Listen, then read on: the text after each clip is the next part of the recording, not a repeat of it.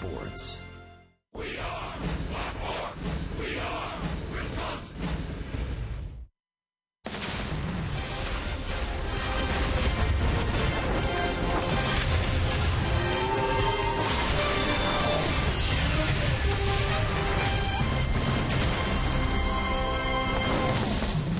Home sweet home. Miller Park never looked so good. Here we are on a Monday afternoon, Memorial Day.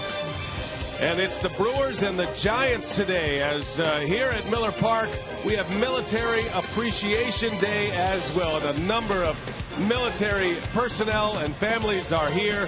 Great to have you with us. We salute our veterans. We salute all those families who have members who have lost their lives serving our great country.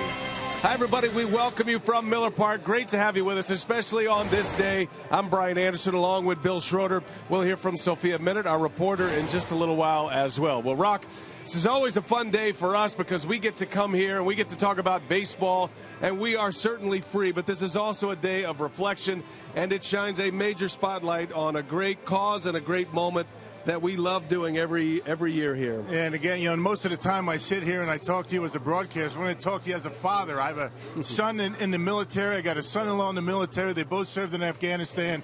And I really didn't understand the meaning of Memorial Day until that happened. And I certainly do now. And not only do we thank those folks that have served our country for so many years, those that have paid the ultimate price and lost their lives to protect the freedoms that we enjoy. It shouldn't be just twice a year, Veterans Day and Memorial Day. It should be every day. We should think of both the fallen heroes and the families. No question. Well said, partner. Very well said. All right, let's talk about the baseball game today. The Brewers start a series with the San Francisco Giants. And, Rock, this will be the pitching matchup today. You've got a former Cy Young Award winner in Tim Lincecum versus Kyle Loesch, who was the Brewers' opening day starter. Yeah, Kyle's been throwing the baseball pretty well, but Tim Lincecum, what a resurgence for him. Last 3 years have been miserable for Tim Lincecum. Now, this is a two-time Cy Young Award winner. All of a sudden, he's worked his mechanics, and he's got the 8th best earned run average in all the National League at 2.08. He is back to the guy he was early in his career, so Kyle Loesch has to be very solid early on here today, just like he has been in his last 2 starts. The big key for Loesch has been his ability to keep the baseball in the ballpark. His first number of starts, 10 home runs. Last 2 starts has not allowed a home run. His location has been much better against the Mets and against Detroit. So we're going to see how he comes out of it. Brewers have to make sure that they keep the Giants off the board early, because this is a very good pitching staff for the Giants that they're going to be facing. And the Giants are hot. They look like the championship team from a year ago. Memorial Day at Miller Park. Great to have you with us today. We're set for baseball. It's the Brewers and the reigning world champs, the Giants, coming up next on Fox Sports Wisconsin.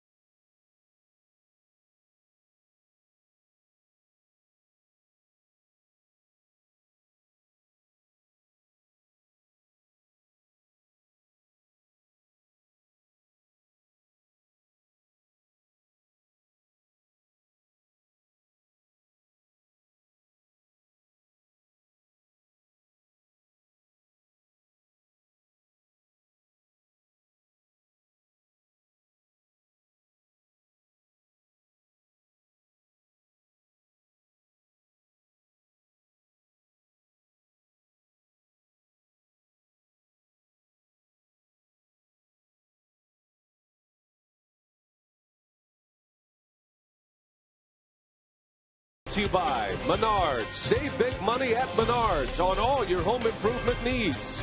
By Toyota.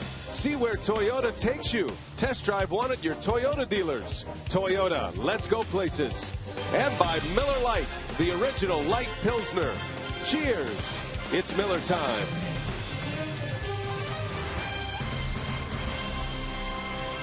Great crowd inside Miller Park on Memorial Day 2015. Brian Anderson, Bill Schroeder, Sophia Minard, Brad Weimer, our producer, and today's game being directed by Mark Vittorio.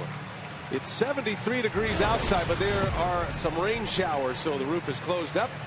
This Brewers game is presented by Potawatomi Hotel and Casino. We invite you to book your stay now. Well, Kyle Loesch and the Brew Crew have hit the field. The cool uniforms today got the camo numbers, as do the Giants. There is Bruce Bochy, World Series champion manager of the San Francisco Giants, and now in his 21st year. Had 12 of those years with the San Diego Padres, but he has had a lot of success in San Francisco. 3 world titles there in his reign. Giants batting order looks like this. There's a familiar face at the top. Nori Aoki leads off. Joe Panik hits second with Angel Pagan batting third. Then the middle of the order is Hunter Pence, Brandon Belt, and Brandon Crawford. Matt Duffy now takes over as the everyday third baseman. Andrew Susak will do the catching. Tim Lincecum on the mound. The Potawatomi Giants batting order noticeably absent. Buster Posey, he gets a day off. So that's the lineup that will face Kyle Loesch. I'm sure Kyle Loesch just fine with Buster Posey sitting this one out, but Kyle's been pretty good in his last 2 starts. Matter of fact, he's won his last 2 decisions. Last time out, a no decision against the Tigers in Detroit. Only gave up 2 runs, 7 hits in 6 innings. Making career start number 8 against the Giants. He's currently 3-3. And let's set the defense behind Kyle Loesch today. It is courtesy of Menards. Chris Davis gets the call in left field. Gomez in center. He's a little banged up after being hit 3 times on the last road trip. Ryan Braun back in the lineup. Had the day off yesterday. He starts in right. An infield of Aramis Ramirez, the 22-year-old Luis Sardinas. Hector Gomez at second with Adam Lind at first. And then Maldonado doing the catching. Sardinas getting his 10th start as the shortstop. Will Little will call the balls and strikes this afternoon. There's Phil Cuzzy. The second base umpire is the crew chief, Jerry Davis, and Adam Hamari, the third base umpire. Even the umpires in the camo look today. Just like my partner, that's a great tie. I almost noticed it wasn't there. Yeah, right. That's the idea. You know, camo, you're not supposed to see it. Great uniforms. These have been, to date, my favorite uniforms on Memorial Day that we've had over the years. And Maldonado has the camo catcher's gear on as well. We're ready to play ball on this Memorial Day. Loesch to Aoki. First ball swinging. Away we go. A fan favorite here in Milwaukee, Norichika Aoki returns after a year with the Royals last year. Signing a deal with the Giants. He's been in their leadoff spot. He's hitting .295 to start the season. Man, who isn't on this Giants club? I mean, top part of their order. Yeah, first 7 guys at or near 300. Now they have 4 players among their regulars that are hitting .340 or better coming into play today. The top hitting team in the National League, and it starts with a base hit. Aoki singles. He's going to push his on base percentage near .380. He's done a terrific job for them batting leadoff. And always a threat to steal. Now, Aoki leads their club in stolen bases with 10. Giants are coming off a trip to Colorado where they dealt with a lot of rain, had to play a doubleheader. They won the first 2 games in that series to push their winning streak to 8 in a row, but they dropped the last 2, including a loss yesterday. And talking to the Giants personnel, those who cover the team and some of the players as well, they're a little beat up coming to Milwaukee. Bruce Bochy's team enduring a ton of bad weather in Colorado. It's always a tough place to play regardless. And when you're dealing with rain delays and long weather delays and doubleheaders, that can shake it up a little bit. Joe Panik into center field. Easy enough for Gomez for the first out of the inning. Yeah, but after a very slow start, these Giants are starting to kick it into high gear. Even though they have lost a couple in a row. Got off to a miserable start, but ever since the return of Hunter Pence to the lineup, these guys have been winning consistently. And they've got their record back over 500. Here's Angel Pagan back and healthy and hitting in the 3 spot today in the absence of Posey. There's Hunter Pence. His team was at 500 when he returned to the lineup just a couple of weeks ago, and here they are 5 games over. Had an 8-game winning streak that answered an 8-game losing streak that they had in the month of April. Giants are going to roll out Lincecum today with his 2 Cy Young awards. Madison Bumgarner starts tomorrow. Might be the best left-hander in the game right now. He and Clayton Kershaw could get an argument for that spot. And then Ryan Vogelsong will pitch in the finale Wednesday afternoon. The Brewers have Loesch, Garza, and Peralta. Peralta still a bit of a question mark. Sophia will have more on that story in a little while. And if he should have to miss a start, it'll be the first time for Willie. Been able to stay healthy since he came to Milwaukee. No balls and a strike to Angel Pagan.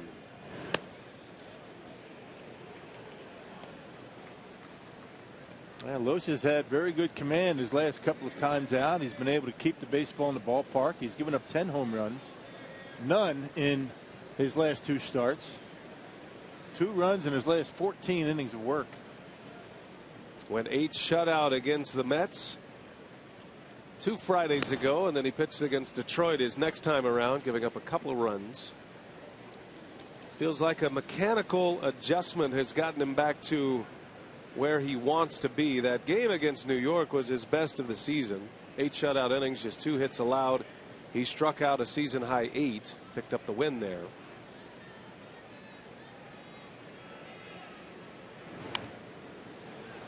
The Brewers have dropped 4 of their last 5 games. They lost 3 out of 4 in Atlanta. Craig Counsell hoping to get this team turned around. They're looking for a hot streak, in desperate need of one. Milwaukee comes in 13 games under 500 at 16-29. Here's a 1-2 pitch. And Pagan with a healthy hack fouls it back. Yeah, coming off a couple of tough losses on Saturday and Sunday, both 1-run losses. Neither team, Atlanta or Milwaukee, able to muster a whole lot of offense. Looking to turn that around today.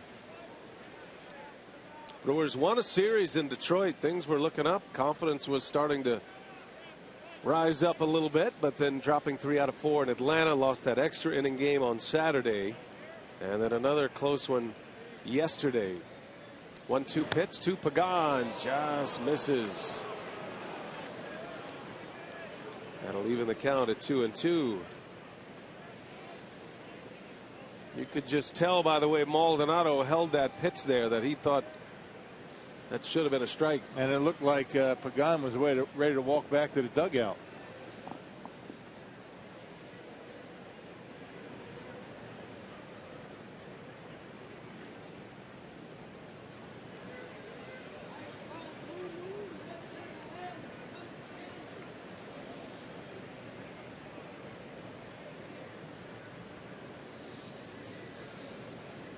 Loesch making his 10th start of the season. Trying to continue his success in the month of May. Has not lost this month as Pagan fouls another one off. It's a tough group to strike out, this Giants lineup. I mean, they put the bet on the baseball. They don't hit a lot of home runs. They make you work. Put the ball in play. That is a supremely confident group over there. Why not? 3 World Series titles over the last 5 seasons. I didn't see last year's coming. This was a team that was just so until about the final 6 weeks. The Brewers essentially were knocked out of postseason contention in San Francisco. The Giants at that moment looked like they had a chance to win a World Series. But up until then last year, they were just kind of sputtering along. Well, you don't have to be the best team. You have to be the team playing the best, right? And that's what they were into the postseason. Pagan hits that hard into left field, but Davis is right there. And the second out. Hard fought battle between Pagan and Loesch. 2 outs in the inning. And Loesch keeping everything away from Pagan and leaving some pitches up in the strike zone, but got the weak fly ball. So 2 outs for Hunter Pence. Pence has been a different maker since coming back, as Rock mentioned, playing in just his 10th game. And it's not only what he brings you on the field, which is significant. Plays a great right field. He's a talented hitter, a clutch hitter. It's all those intangibles he brings. He has a great attitude, comes to play hard every day, outstanding in the clubhouse. He came back on May 16th. The Giants are 7-2 since his return. It is no coincidence, according to his manager, Bruce Bochy. Always important to have your leader on the field. And as we mentioned, things have turned around. They actually swept the Dodgers for the second time. Matter of fact, Dodgers didn't even score a run. Yeah, how about that? 3 consecutive shutouts. Right. Loesch has got him 0-2. Runner at first is Aoki, a leadoff single. And he's still there. Ball and 2 strikes. Now the Brewers are anxiously awaiting a couple of injured players and their return. You got Jonathan Lucroy, who is getting closer to returning. Craig Counsell also has his starting shortstop back this week, probably Friday, in Gene Segura. 2 key pieces the Brewers have been without. It's been an injury-filled season.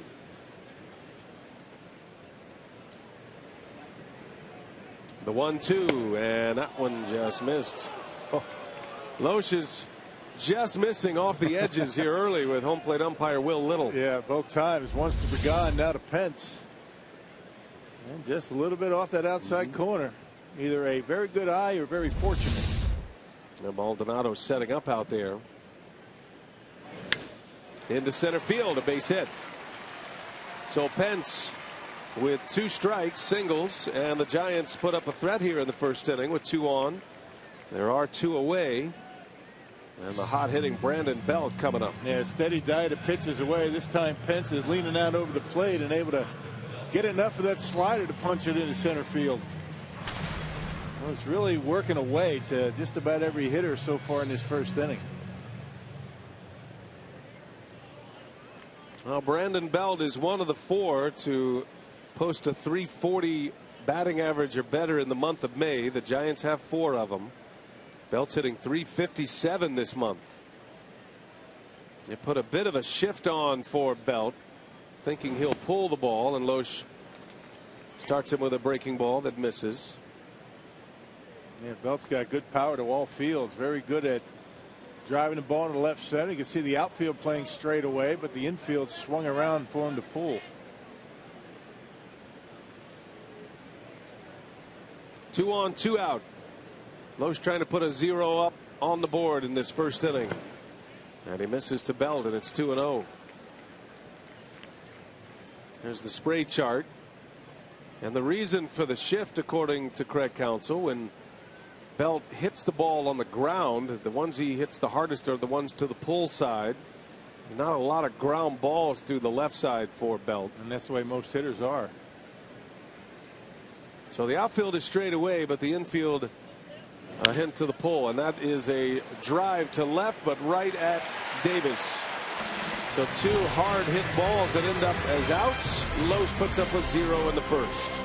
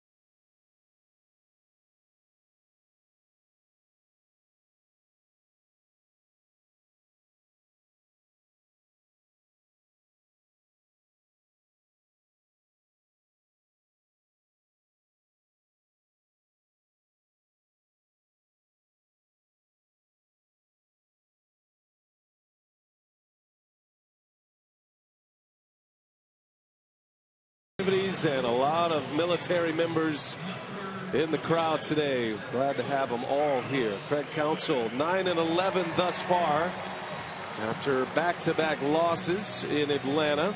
And Counsell sets this lineup today for Memorial Day. It's brought to you by Potawatomi. Gomez, Davis, and Braun. You got Lind, Ramirez, and Hector Gomez in the middle. Maldonado, Loesch, and Sardinius. Note the pitcher batting 8th once again. And there he is, Tim Lincecum, his 9th start, and they're calling Tim Lincecum 2.0. It's the new version of Tim Lincecum, no longer the power-throwing right-hander. Yeah, barely hits 90 miles an hour, but he tweaked hhis mechanics over the offseason. He's back now. That 2.08 earned run average, good for 8th in the National League. His last 3 starts, 3-1, I should say 4 starts, 3-1 with a 1.05 earned run average. I mean, he's been dealing. Facing Carlos Gomez, who swings at the first pitch. That is foul. Just foul. And good to see Gomez swinging like his old self. His last at-bat yesterday in Atlanta, he looked like he was really bothered with that right wrist. Gomez jumps out of there. Lincecum wanted a new baseball. Spooked Gomez a little bit. Yeah, Brewers fortunate that it wasn't worse for Gomez. I mean, those little bones in those hands around that area is easy to break. A couple of times got hit on that road trip. He showed me the marks today. He got hit. The first time he got hit in the forearm in Atlanta was more toward the elbow, but on the right forearm. Yesterday hit him right on the wrist, the inside, underneath the thumb pad on the inside of the wrist. And it was still a little swollen. And you could tell a little bruise was developing, but the athletic training team for the Brewers did a great job, Gomez said, of keeping the swelling down, and he feels fine today. He's got it wrapped. Said no problem. The 1-2 pitch, and down goes Gomez. Yeah, the patented split-fingered fastball for Tim Lincecum. And a fastball about 89, 90 miles an hour. He'll throw a splitter, a curveball, and a changeup. Making his 12th career start against the Brewers, and he's got a 4-3 record. He's 3-1 here at Miller Park. 5 starts prior to this one inside Miller Park. Has an ERA at 3.66 here. And we've seen all the variations of Lincecum, the guy that can uncork a lot of wild pitches. Led the National League in that category. The guy that used to throw 95, 97 miles an hour, and then this version of Lincecum, and he's not quite himself early. He's spinning off the mound, and not sure exactly what it is, but he's already thrown one back to the screen. Looks like to be fighting his mechanics a little bit early in this game. Quickly 3-0 on Chris Davis. And a lot of success that Lincecum has had because of that unusual delivery, the way he drops and drives. He gets that baseball behind his back, almost touches the ground with it. That big follow through. Won back-to-back Cy Young awards in each of his first 2 full seasons in the big leagues. Now that was 2008 and 2009. An 18-game winner in his first full season in the major leagues. Went 18-5. Came up in 2007. And no one like him in the big leagues. And watch the way he drops that throwing arm all the way down. Look at the long stride and giving max effort on the big follow through. That last pitch at 86 miles an hour, and he got it by Davis. That ball's hammered. Right field. Pence going back. Out of room. Goodbye, Chris Davis. A home run. Number 4 on the year for Davis, and the Brewers strike first.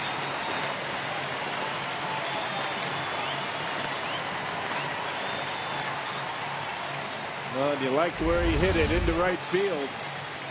Boy, nice and easy for Davis. Nice short stroke, not a lot of stride on it, and ball just jumps off his bat. 4th for Chris, only the 2nd allowed by Lincecum this year. Powerball home run count number 4 for Chris Davis. Ball had a lot of carry to it. Ends up in the Loesch level out there. First home run since May 11 for Davis. That was here at Miller Park against the White Sox on the last homestand. Did not homer during the 10-game road trip.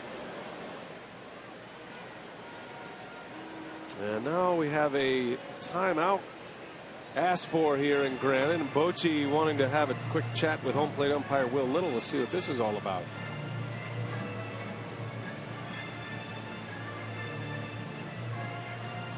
Just as Braun was striding to the plate, Lincecum initially came down from the mound.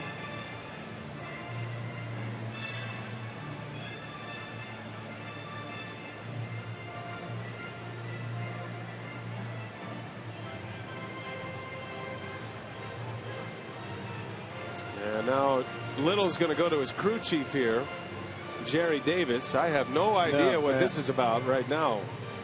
Let's hope we can get a report. When you want to venture a guess at this point? You know, a lot of times, especially after a home run, there may be a lineup card discussion. Maybe an improper lineup turned in. I'm not sure. The lineup that has been used so far matches what we have and what matches on the scoreboard, but that doesn't necessarily mean. Boy, this is something. They got them all together now. Well, if it was a lineup card discrepancy, I think Bruce Bochy would have stuck his lineup card out and they'd be looking at it. We're going to go to some kind of review here.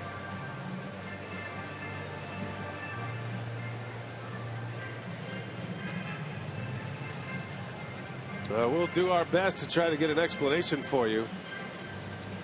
But both managers have been addressed. The review headset has been brought out. Now Jerry Davis sends that back. And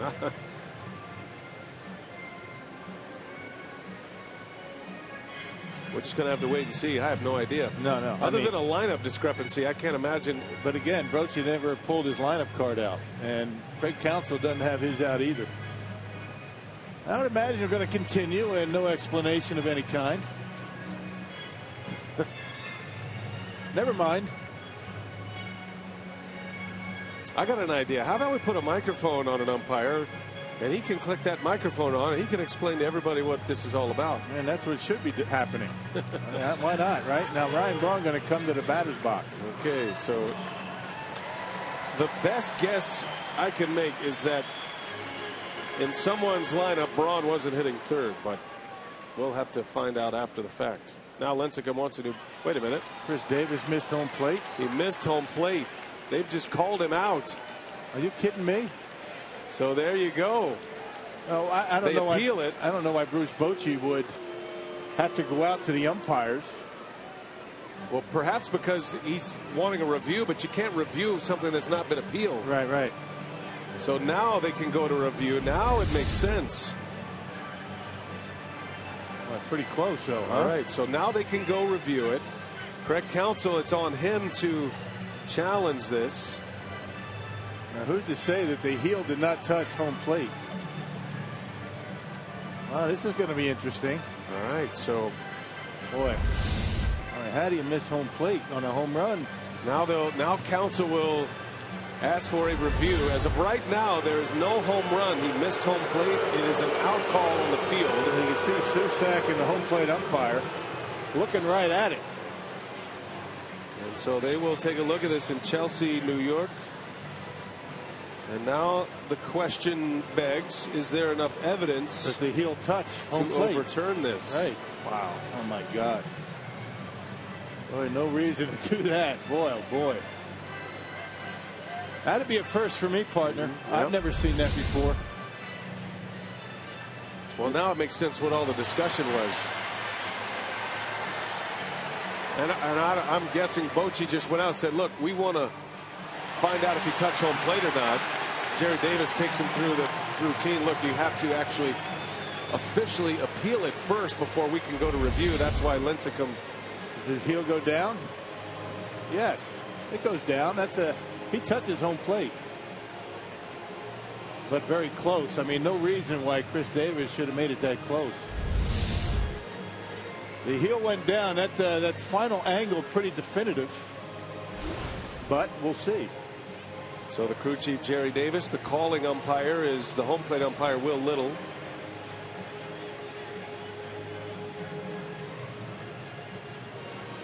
Will Little in his defense was standing right on top of it. Right. But he has nothing to say about it at this point. The last shot that we saw Chris Davis's heel go down. Yeah. Probably the most definitive. And based on, you get the two shots together, you can see where the heel is. It had the plate. It did go down on the ground, and in this case on the plate. So you would think that that's going to be overturned, but we'll see. We've been surprised before.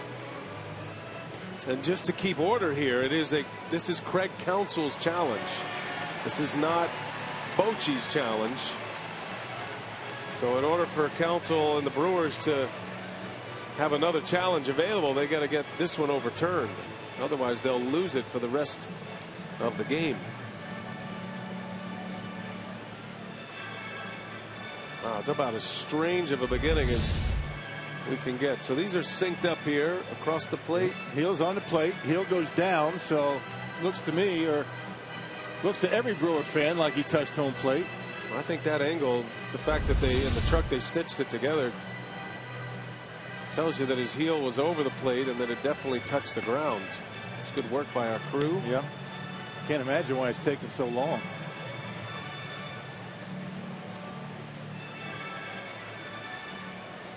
For future reference, Chris Davis, go ahead and step right on the middle of home plate. Just head first slide. Make sure you get the whole body on the plate. I mean, it's taking too long. Well, again, the ruling on the field is that he missed home plate. So there has to be clear and convincing evidence that he touched it to overturn this call. Here it comes from safe. All right. It's a home run. And how can a home plate umpire who was standing right there, he was like 2 feet away from it, say he missed it? I'm not sure why. I mean, he was right on it. They were both looking at it. Susac, the catcher, and Will Little. I don't know how he misses it. But he did. Overturned. Wow. Tell you what, there's a lot of drama in that home run. So it's 1-0 Brewers. About 3 minutes 15 seconds on the review there. And now Ryan Braun will bat. I'm not quite sure. I've never seen that. I guess manager going out talking to an umpire saying he's going to appeal a base. All you got to do is step off, flip the baseball into home plate, and tag the bag or the base. The plate. But not sure what all the discussion was. Well, we'll have to find out after the game. My guess is that Bochy explained the scenario. Look, we don't think he touched home plate. What's the protocol here? But obviously it's going to go to some kind of review. Bochy doesn't want to give up his review. Right. He doesn't want to have a challenge belong to him. So he forces Counsell to use the challenge. You can't go to replay unless there is an appeal if there is a missed base, right, or if you miss home plate. So just probably trying to make it correct on the procedure. Right. Wanting to find out exactly how to. And had Will Little called him safe, Bochy would have challenged. Correct. Yeah. And after all of that and that long delay, Ryan Braun draws the walk. Just another day at the ballpark. Yeah, that's good. That kept us on our toes here early on Memorial Day. I couldn't imagine what the who actually watches. I mean, I wasn't watching Chris Davis touch home plate. Umpire was, though. So was the catcher. I got a lot of questions about what just happened here. One of them is, did Bochy get confirmation from Will Little that he was going to call him out? You know what I mean? If he says, look, we want to appeal, are you going to say he's out or safe? I don't think he could do that. Yeah, he wouldn't be able to do that. No, he can't do that. Because that gives the guy, the other manager, an advantage. Competitive advantage, yeah. I guess you're right. I think he wanted to just understand the protocol as to what he could do and what he couldn't do. Good job. You learn something every day here at the ballpark. That's good. There's a swing and a miss by Adam Lind. Stuff like that shouldn't happen on holidays, though. It's kind of like you just kind of kick back, watch a game. Only in the replay era. I'll tell you, though, the way Will Little saw it, without replay, they're going to take a run off the board. Would have been an out for Chris Davis. You think Chris Davis' heart was pounding, or do you think he knew that he actually touched home plate? He seemed pretty calm about it all. He's calm about everything, though. That's true. They do call him the Big Chill. Would have been a triple. Would have been. He was sitting there very calmly, but that's about as upset as we've seen him. He doesn't get upset. Probably took about, unofficially, about 2 minutes to get to the actual review, which took a little over 3 minutes. So that was a pretty good time for Lincecum to have to stand on the mound. Braun looks like he wants to run. That double box that guys put together and girls down in the production truck for Fox here was probably what convinced him back in Chelsea. So well done. Oh, and Lincecum falls down, somehow got a throw off. Lincecum has actually had this happen to him a couple of times this year, but this time he actually makes a throw, an official pitch to the plate for a ball. He just looked a little out of sorts on that mound right now, doesn't he? That right foot slipped. That's exactly what happened to him on both occasions when he's fallen down earlier this season. I'm with you, though. He is not right. There goes Braun. Pitches outside. Throw to second is not in time. Braun swipes second off Susak. His 5th stolen base. He's only been caught once. And taking off on a 1-ball 2-strike pitch, figuring that Lincecum might give him the splitter, which he did. Takes a little bit longer to get rid of it. Doesn't get there as quickly, and Braun able to steal it. Clearly safe at second.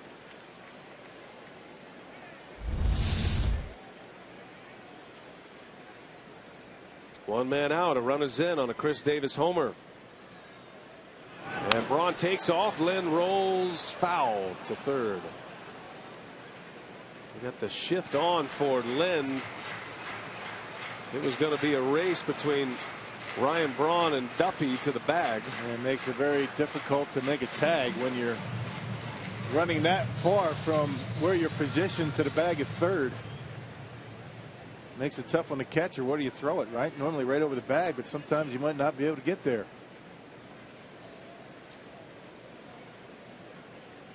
2 balls, 2 strikes. And a little inside move by Lincecum.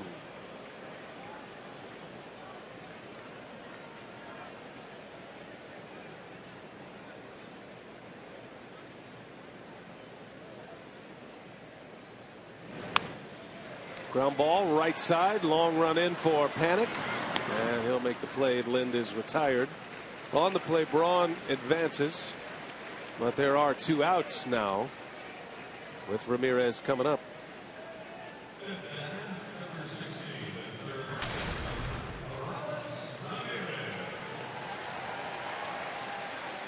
A day off yesterday for Ramirez. The Brewers continue to play with just a 4-man bench. Ramirez was part of that 4-man bench yesterday, but did not get an at-bat in yesterday's game.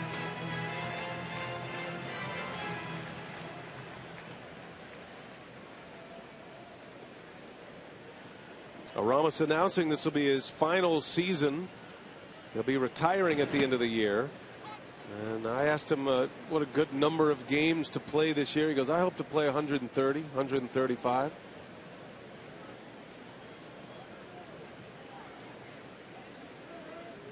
I think Craig Counts would love to see that.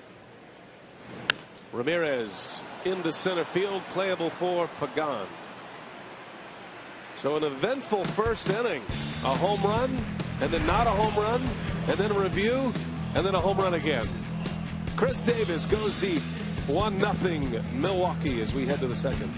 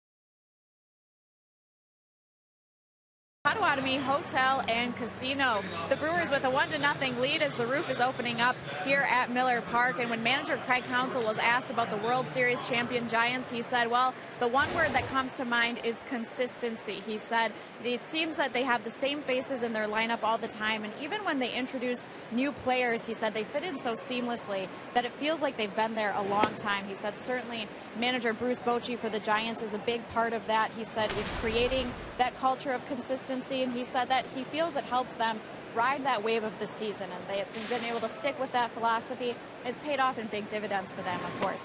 Yeah, no question. Thank you, Sophia. And one of their pieces that has emerged as one of the top shortstops in the league is Brandon Crawford. His first home run of his career came here at Miller Park, was a grand slam a couple of years ago.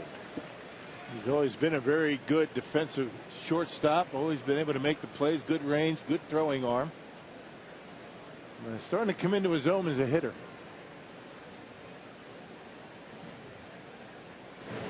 Crawford takes a strike from Loesch. Crawford now in his 5th year in the big leagues. Made his debut in 2011. And I remember the reports when he arrived to the big leagues is not what he has turned out to be.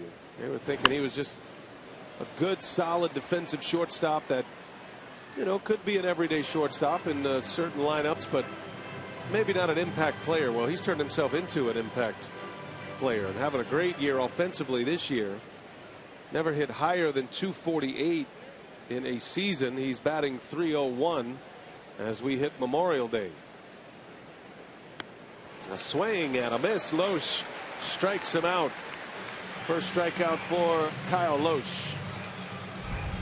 T-Mobile game changer. We put the Giants in that spotlight today and their 3 World Series titles. Look at the difference between the even numbered years and the odd numbered years, and they're hoping that trend doesn't continue in 2015. Although they'd like it to continue in 2016. So be careful what you ask for. Maybe let somebody else win once in a while. They go from World Series champs, no postseason.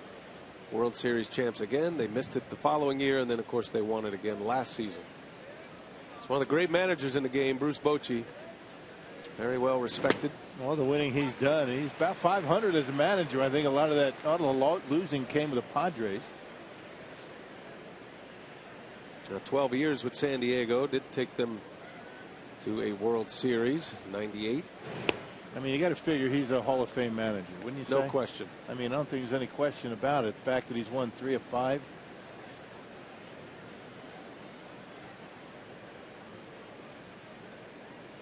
Matt Duffy at the plate for San Francisco.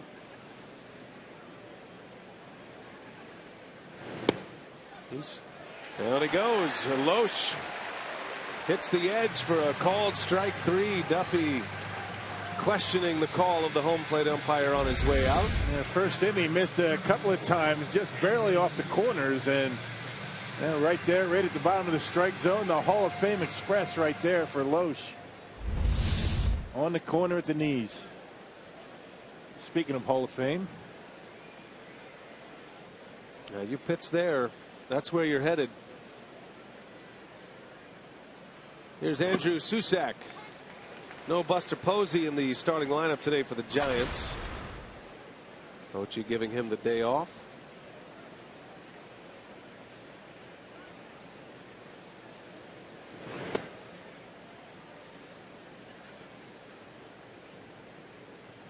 Brewers opening up a 6-game homestand across 7 days. A lot of fun events on this homestand as well. Hope you'll make plans to be with us. A little defensive swing. Loesch has got it. Fields his position well. Susac retired a 1-2-3 inning for Kyle Loesch.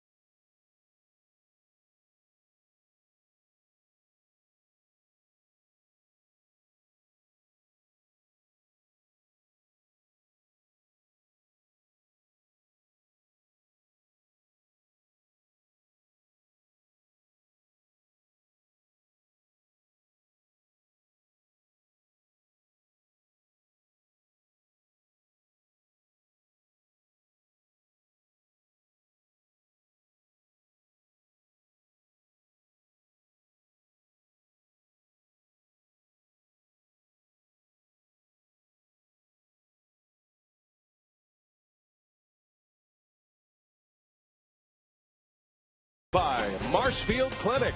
Don't just live, shine. By Piggly Wiggly, the official supermarket of Fox Sports Wisconsin. And by Hupy and Abraham. 800-800-5678. Hupy and Abraham. Tell them you mean business. Washington Monument on this Memorial Day, and that reminds us to remind you that there is a great program called Honor Flight. You can go to honorflight.org. They take military veterans, they fly them to Washington, D.C. That was a day trip, right? Lucroy was on it last year here in Milwaukee.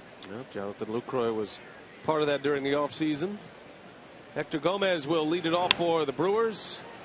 Little jam shot, pop up, right field, long run, foul. Hits the retaining pole out there. 1 ball, 2 strikes.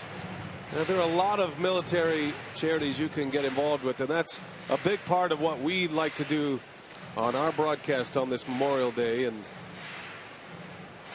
certainly the Honor Flight folks do a great job, and it's really important for a lot of those veterans, especially World War II veterans. They don't get a chance to travel much or have that opportunity, and they get to see the names and some of the grave sites of their fallen comrades and get to pay their respects. That ball's ripped left field, but right at Aoki, who was playing very deep out there. Gomez hits it sharply, but nothing to show for it. 1 out. Now, in honor of Memorial Day, Fox Sports proudly supports Folds of Honor and its mission of providing educational scholarships to families of military members who have been killed or disabled while serving our country.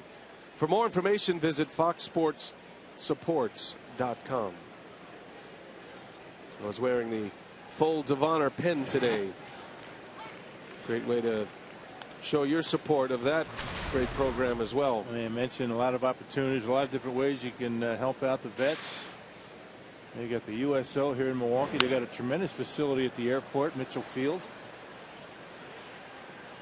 Maldonado, he is out number 2. And one of the things that I like to get involved in is Fisher House here in Wisconsin, here in Milwaukee. It's a facility that houses families of veterans that have come back that need some treatment at the VA, and they're building that facility right now. Oh, just right next door here. Yeah. It's at Miller Park. Well, we got a great crowd on hand today.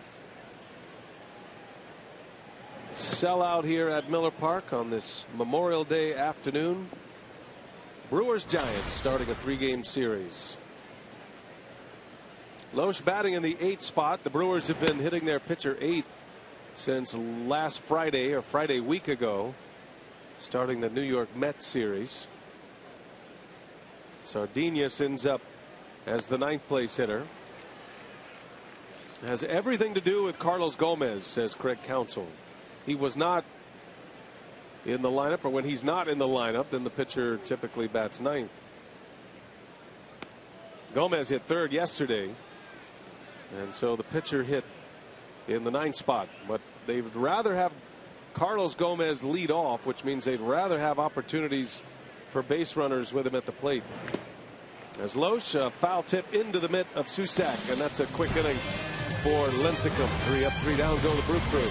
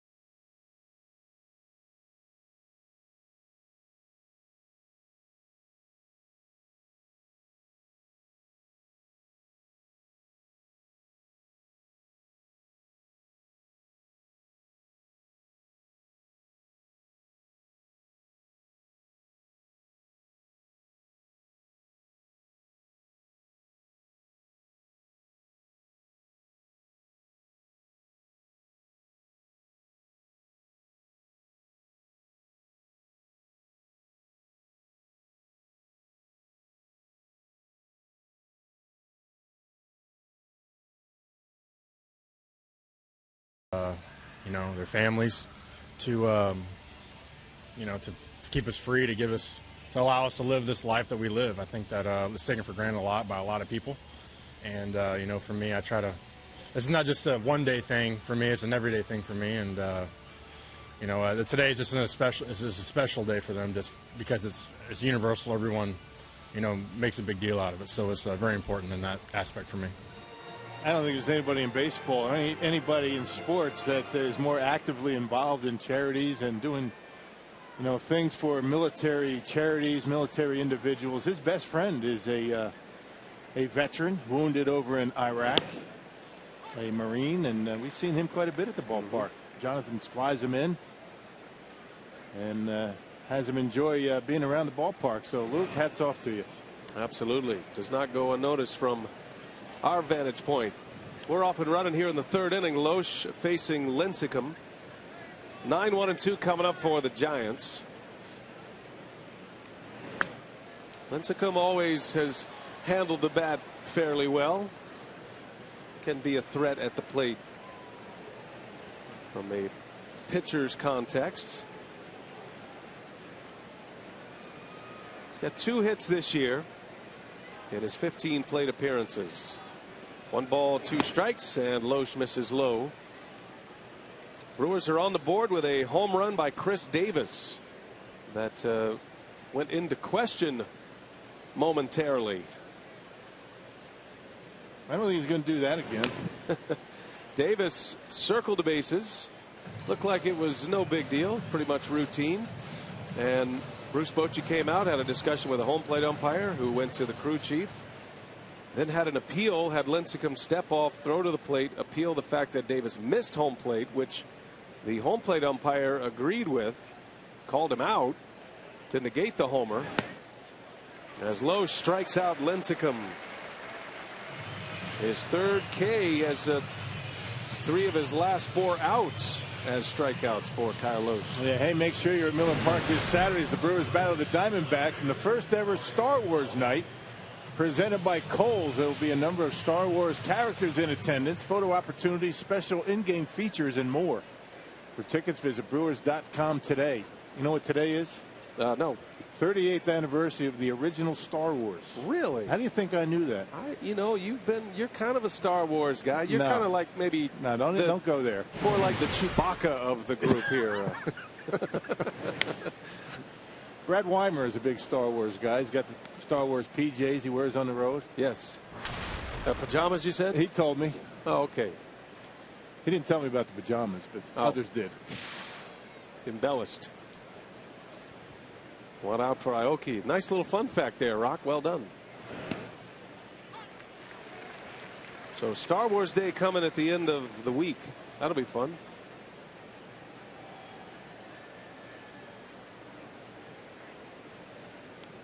Oh, and 2 to Nori Aoki. Well, people along the third base grandstands beware this week. Yeah, everyone from the on-deck hitter down to the foul pole. Everybody's in play and live with Aoki at the plate. Especially by the dugout.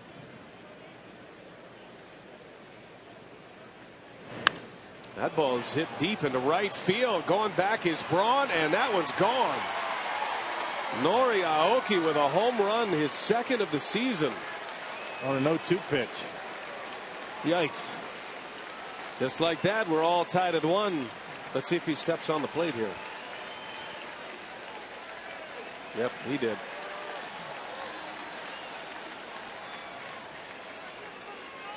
Boy, put a charge into that baby. Boy. Looked like a backdoor cutter. It looked like Maldonado wanted it away, and Loesch left it down the middle of the plate, and look, he knocked it out of here. Well, he can flash occasional power, especially pull power. And we're all even at 1. The last guy you'd expect as a home run threat. Loesch has had his problems with the home run ball this season. He has now allowed 11 homers in his 10 starts. But he'd gone his last 2 starts without giving up a home run.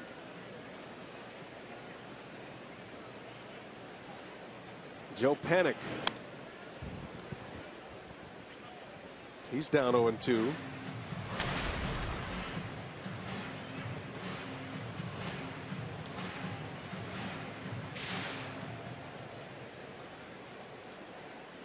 Giants feel like they've found their second baseman for many years in Joe Panik. And he proved to be a big game player in the postseason last year as Lowe strikes him out. Maldonado falls down behind the plate. On a swing and a miss, the fourth strikeout for Kyle Loesch. Yep, slider down and in.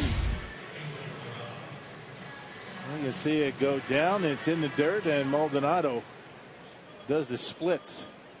That hurts just watching that. 2 men are out. That's some cool catching gear right there.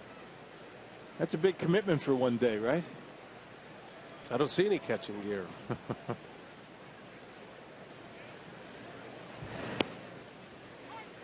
Yeah, Maldonado, he's very festive with his equipment, whether it be you know, the Mother's Day, the pink accessory catching gear, Memorial Day.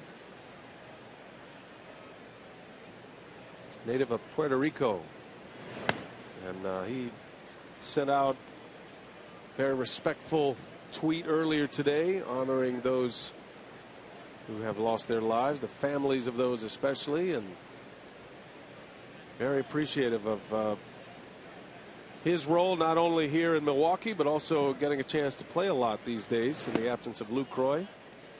He's a thoughtful guy, Martin Maldonado. That's why his teammates love him so much. He hasn't been able to do much with the bat, but really solid defensively in the absence of Luke. Not many have a better throwing arm than Martin Maldonado. We saw that on the last road trip. Here's a 2-1 to Pagan. That misses outside. And now it's 3-1 to the Giants' 3-hole hitter today, the switch hitting center fielder Pagan.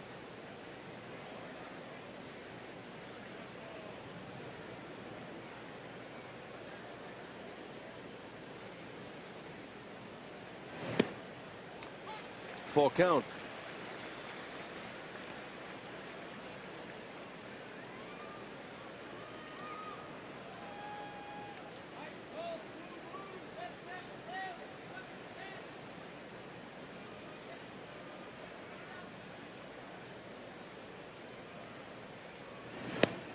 And Lowe's just missed. Pagan draws the walk. Base runner with 2 outs. That's going to get Hunter Pence to the plate. And Maldonado having a chat with Will Little. That didn't miss by much. And first of all, just misses the corner, but boy, how do you take that pitch when you're at the plate? You leave it up to the umpire.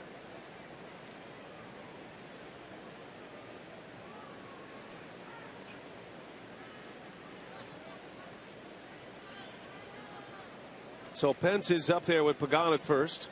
All tied at 1. Nori Aoki homering in this 3rd inning. Let's see how close this one was. Maldonado trying to keep it in the zone, but Fox Tracks had it off the plate. Yeah, good eye.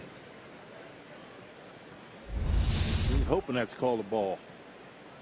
Both Brewers catchers, Lucroy and Maldonado, are excellent at framing pitches, making balls look like strikes.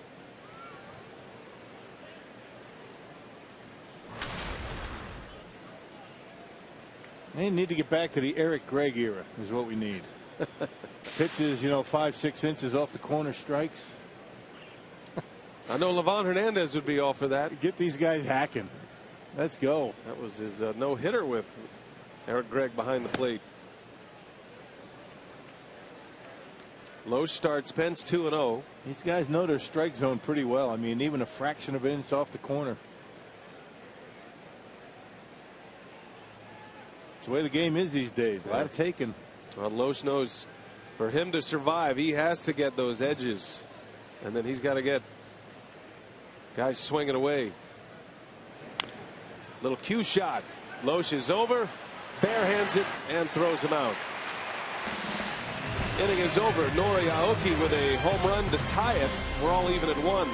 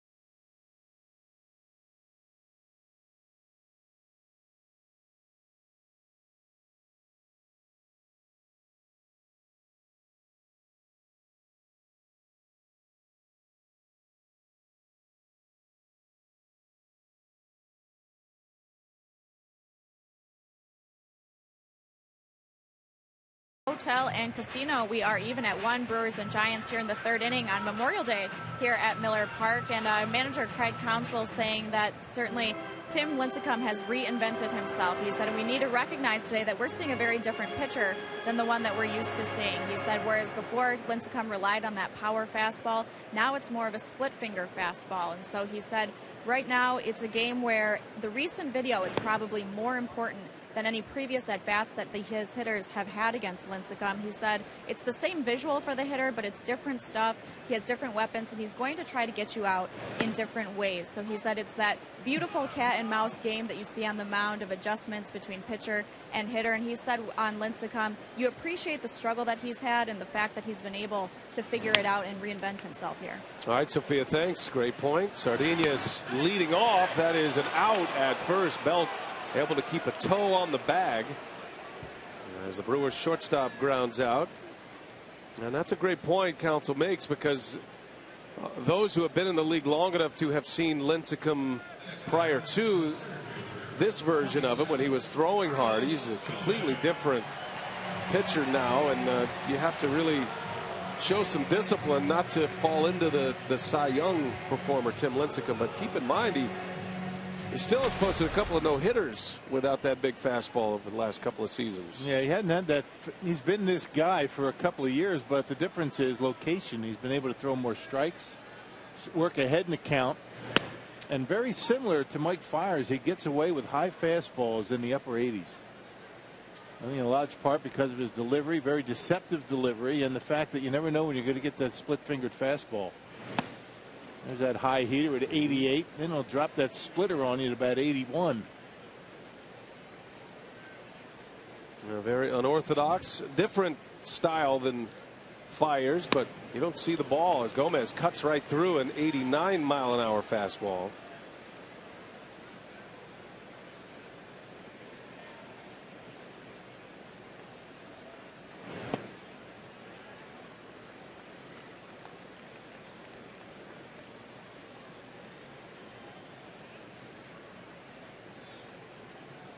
Two and two to Carlos Gomez. This is low.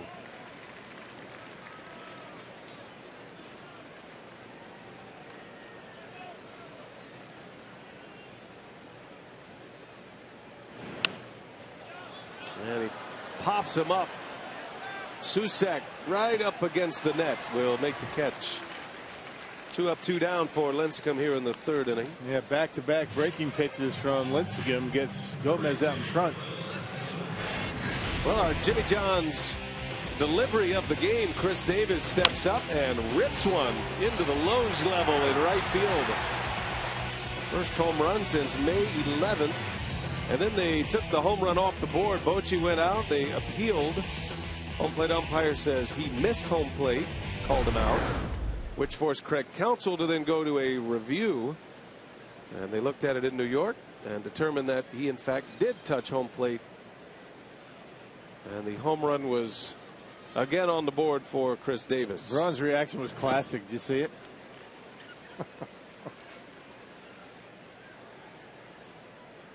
What a shame to lose a homer. He couldn't believe it.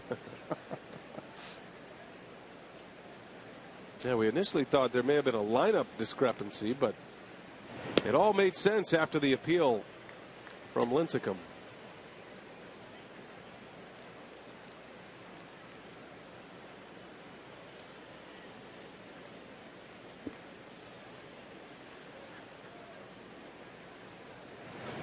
And that ball is way back there. Chris Davis. Long gone. 2 at-bats, 2 home runs. Let's see how he touches home plate this time. Right in the middle of it. No doubt. Head first slide. Steps on it. There you go. You knew that was coming. Yeah, the crowd loved it. There you go, Chris. That way to play along. Oh, a madness shot right there. Wow. It's about as much emotion as I have ever seen out of Chris Davis. That was an off-speed pitch up in the zone, and he hit that one on the concourse out there, way over that Brewers bullpen. Right into that opening out there. That might have bounced out into the parking lot. His second career multi-homer game. He did it once in August of 2013, and yeah, right in the middle of home plate.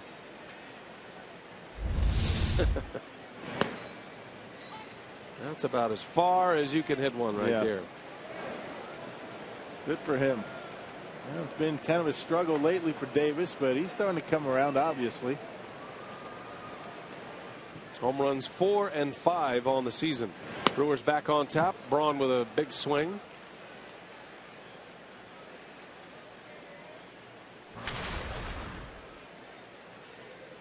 Yeah, Tim Lincecum had, coming into this start, had only allowed 1 home run in his previous 8 starts. Braun hits it on the ground to Matt Duffy, who will make the play to end the inning. But Chris Davis putting on a show on Memorial Day. Not 1 but 2 home runs today. A tape measure job in the 3rd gives the Brewers a 2-1 lead. Step on that plate, Chris Davis. Step on that plate.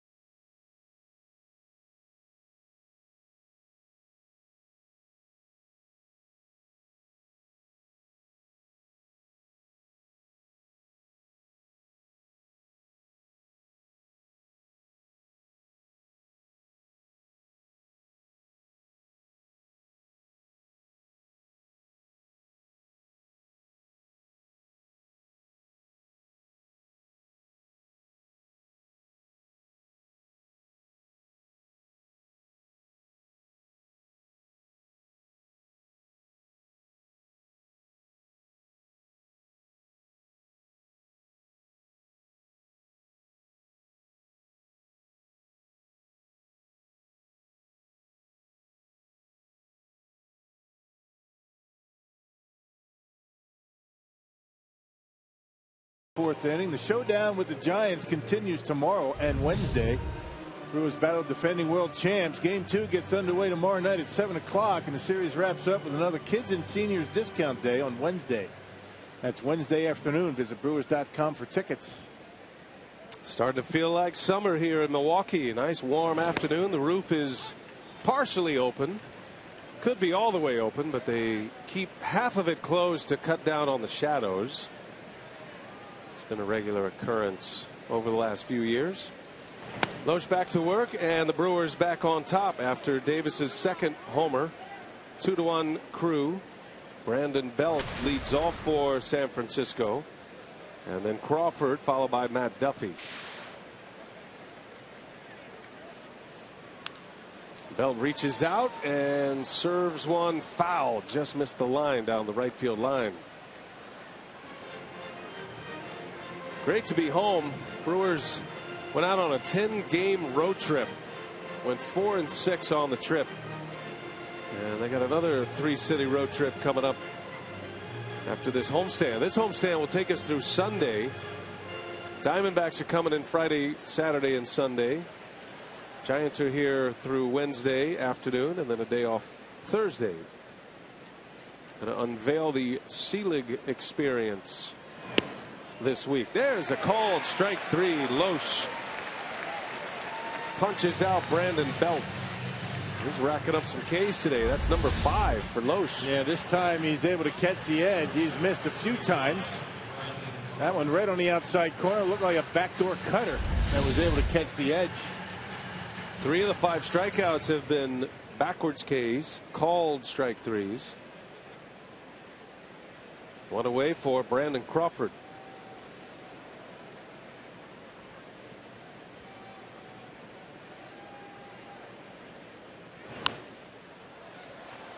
Big swing at a breaking ball to start the at bat.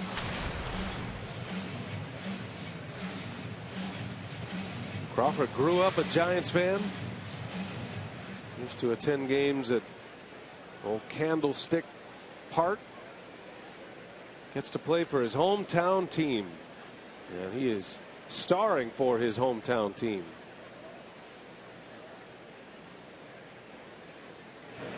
He's been a part of 2 of the last 3 titles for the Giants after coming up in 11.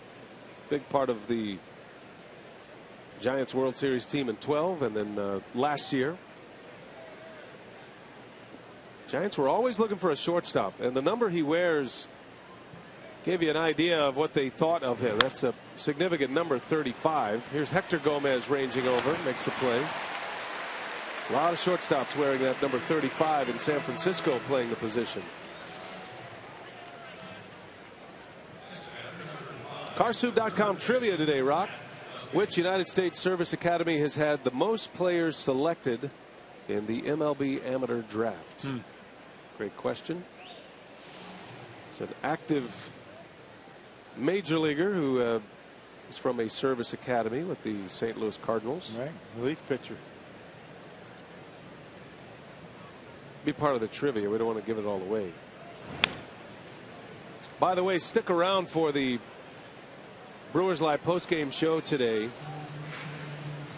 Fox Sports has put together a beautiful tribute, a video honoring Major Stephen Reich, who was a military hero who passed up a Major League Baseball career and then paid the ultimate price. Have you seen that? I have, and it is. Everybody should watch it. Yeah. Everybody should see it. Gather your family around. He is a great perspective. He's a great family, a great man, and exactly what this day should be about. We'll have some fun, get with your family, barbecue, whatever it takes. Have fun at the baseball game, but remember why. And bring the Kleenex. Yeah, why we have this day. So that's going to air on our postgame show, Brewers Live postgame today. Great work by our colleagues at Fox Sports. Matt Duffy in a 1-2 count. He fouls it off. Now remains at 1-2.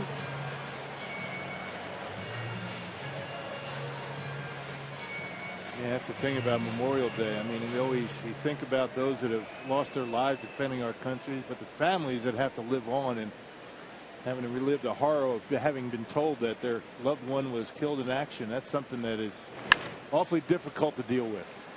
Duffy grounds to short. Sardinius will make the play to end the inning. Loesch, a 1-2-3 inning after the Brewers got him the lead back.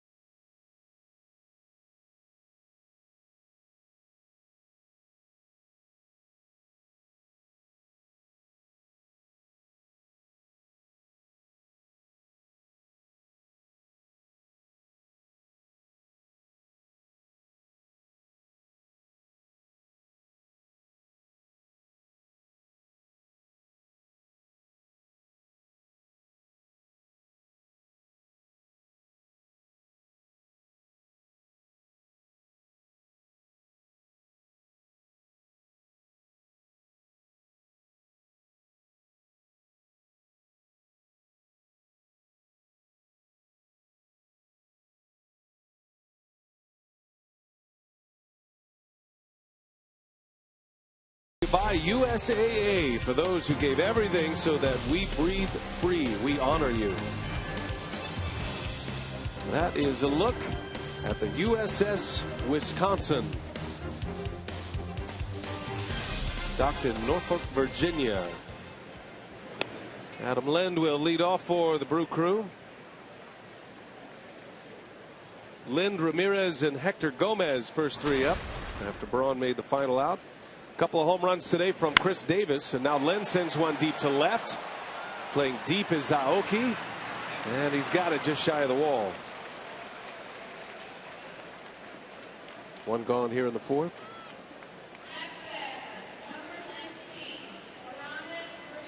Here is Aramis Ramirez.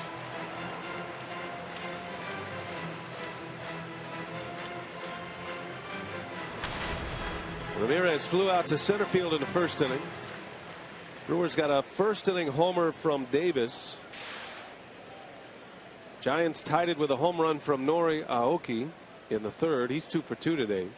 And then Davis homered in the third to regain the lead for the Brew Crew.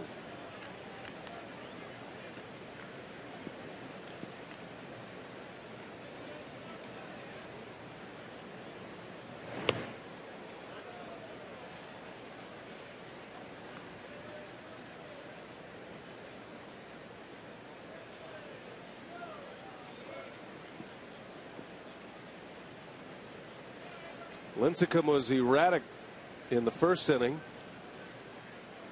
Threw a couple to the screen. Had trouble with his footwork on the mound. He slipped. Seems to have settled in a bit. A couple of strikeouts today for Lincecum. Has no hitters in each of the last 2 seasons. No hit the Padres in San Diego 2 years ago in July, and then last June he again no hit the Padres in San Francisco. He walks Ramirez to start the inning. The free swinging Aramis Ramirez is aboard with a free pass and a man on for Hector Gomez. That was a pretty good pitch too. That's a tight zone today, partner. Hey, today's time of the game winner, rousing grand slam in Brussels, Wisconsin. That's in Door County. Brower's grand slam in Brussels. If they call the Brewers in the next 24 hours, they get 40 Miller Lite beer pen tickets to a Brewers home game. It's off a courtesy of the Tavern League of Wisconsin and Miller Lite. I think that's how you pronounce that. I'm getting a nod of the head by Mike. That's a great confirmation from statistician Mike Faulkner, who knows every tavern in the state. He's been to them all once. He's now on the second round in his retirement. Taverns and golf courses. Some work hand in hand.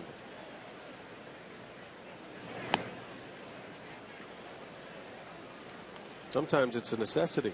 That's what we call aiming fluid. When you play like me, 19th hole is the most fun. Also lowers the expectations a great deal.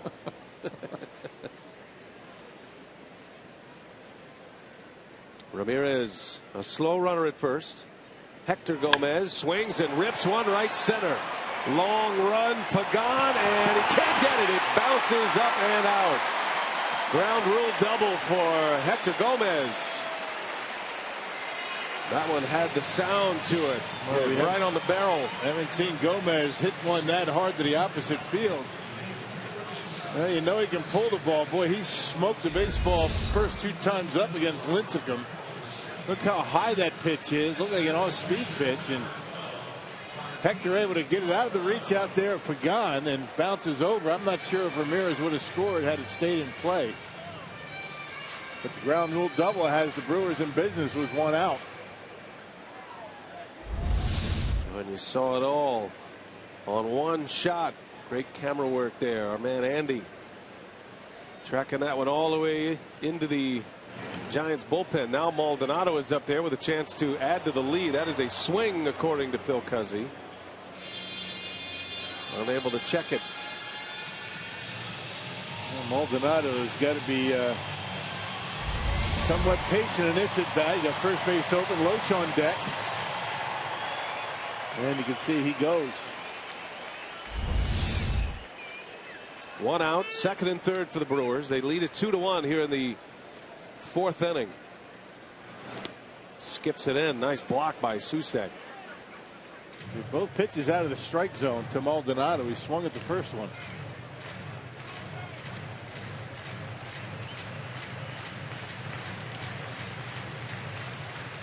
I guess if there was ever a day to give a catcher off for Bruce Bochy giving Buster Posey a day off today, it is with Lincecum on the mound. That can be a tough gig behind the plate with Lincecum and all those splitters. Yeah. Well, you know they're coming. There's no reason why they should get by unless it hits off the plate and goes over your head. You know it's going to be in the dirt. Good ones are.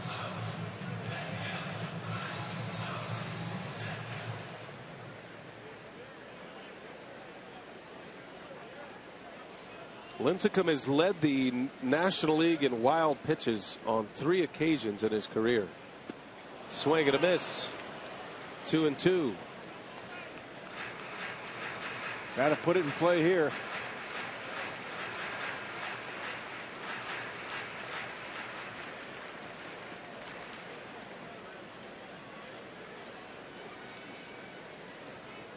Giants creep their infield in a little bit. Ramirez does not run well at third base, and that one's in the dirt. Another great play by Susek. Doesn't show up in a box score, but that's just like hitting a home run for a catcher. Yeah. But if you can't do that, you're not going to make it into the big leagues. It's kind of one of those prerequisites. You got to be able to block the baseball. Andrew Susek in the lineup today.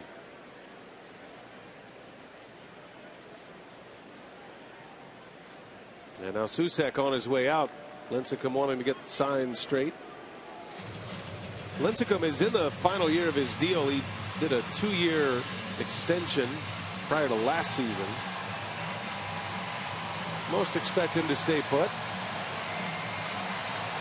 He was so great so fast. The expectations were so high. When things started to unravel a bit, he ended up in the bullpen. And then he was great out of the bullpen in the postseason in 2012. Worked his way back into the rotation. He's been a good team player for the Giants. He has understood Bochy's decisions to take him out of the rotation when that has come up, and he's thrived in that position. As he misses low, Maldonado showing great patience. Not chasing that splitter. Maldonado is on. The bases are loaded for Milwaukee. And Lincecum only threw him 1 pitch in the strike zone. That was pitch number 4. It was a changeup. Willing to pitch around him to get the Loesch with 1 out. So again, the 8th spot in the batting order occupied by the pitcher shows up at a bad time for the Brewers. That happened a couple of times over the weekend in Atlanta. Loesch handles the bat fairly well. He does have 2 hits this year. Takes a strike.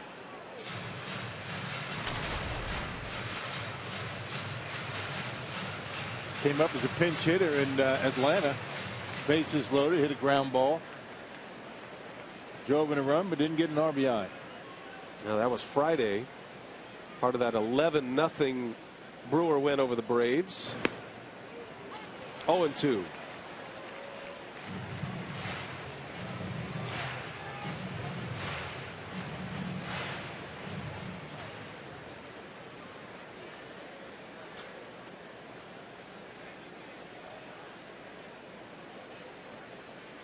Brewers have them loaded with 1 away.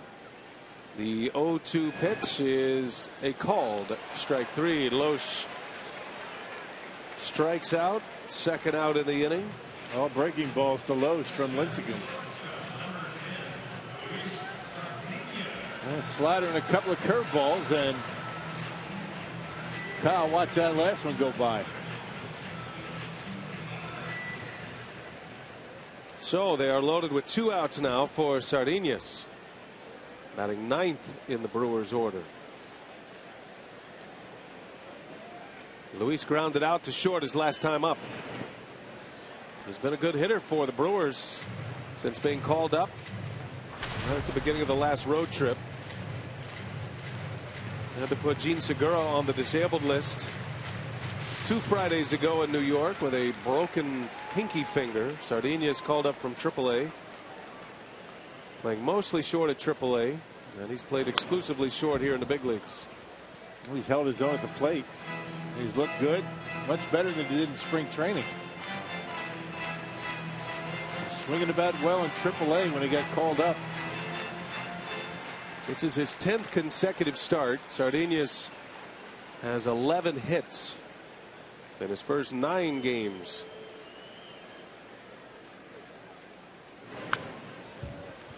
One and two. Has yet to walk. Very aggressive hitter. Of course, as a number 9 hitter, you're going to be getting a lot of strikes when you bat in front of Carlos Gomez. Brewers leadoff man due next. Sardinas was hitting .288 in AAA in Colorado Springs. Able to lay off that pitch.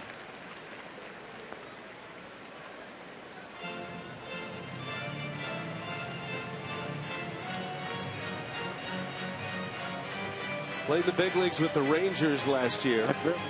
Hit .261 with Texas. 43 games. 3 different major league stints. He was called back up for a 3rd time in September, and then he remained on the major league roster the rest of the year. That was as a 21-year-old. He just turned 22 a couple of weekends ago. The 2-2. Sardinas strikes out. Lincecum works out of a bases loaded jam. Brewers come up empty. Still lead it, however, 2-1 as we go to the 5th.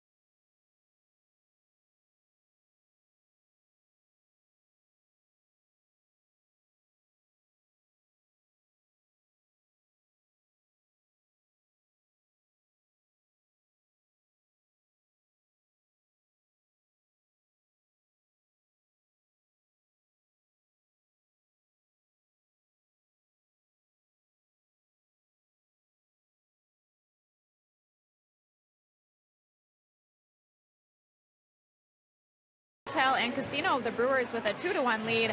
Memorial Day celebrations here at Miller Park as we head to the top of the 5th, and Beyond the Diamond is a series of community outreach events that will take place each month during the season, all of which involve partnering with Brewers Community Foundation, players, coaches, Brewers' wives, alumni, and team personnel working in the community. The community events will be funded in part by Brewers Community Foundation and focused on the areas of health, education, recreation, and basic needs. All right, Sophia, thank you. We head to the 5th inning at Miller Park. Clouds rolling in up above. The roof is halfway open. Hoping to avoid any more rain the rest of the day. A lot of rain in the area last night and earlier today. Poured all night last night, didn't it? Now we need the rain, though. Good to get a little bit of rain, and it's nice to have a roof. I know the Giants are glad there's a roof on this park. They dealt with a lot of rain in their last series in Denver against the Rockies, where they split a 4-game set. You think we need rain? I think so. It rains every time we're here. It's a good point. I'm just going off our buddy Scott Falk. He says we need rain. That's deep into right, but Braun will have room. And Susak, the catcher, is retired. Loesch is retired 5 in a row. Players to watch on our DraftKings.com lineup today. We got Braun and Pence. Those are good choices. Justin Upton, who had a couple of hits yesterday, including a home run. Paul Goldschmidt, the Gold Glove Award winner at first base last year, swings a heavy bat. He's hot as well. He got a couple of homers in his last 3. You're going to see him over the weekend. Diamondbacks are coming Friday, Saturday, Sunday. And a trip through the National League West for the Brewers.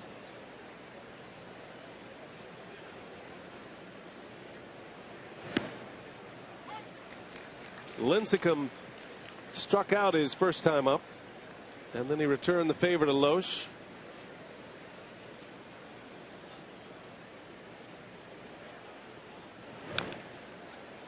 One and two it goes.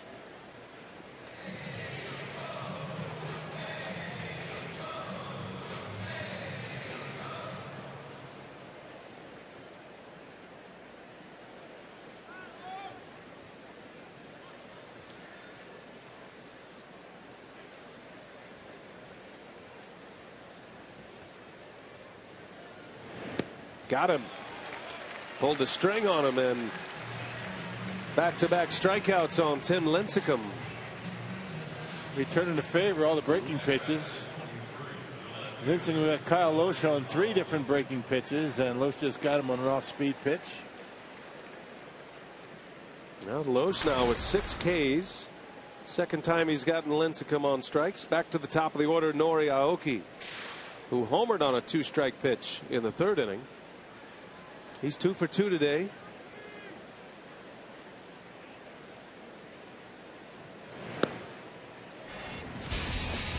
Well, 3rd inning, Aoki got down in the count, got one he could pull, and he did not miss it.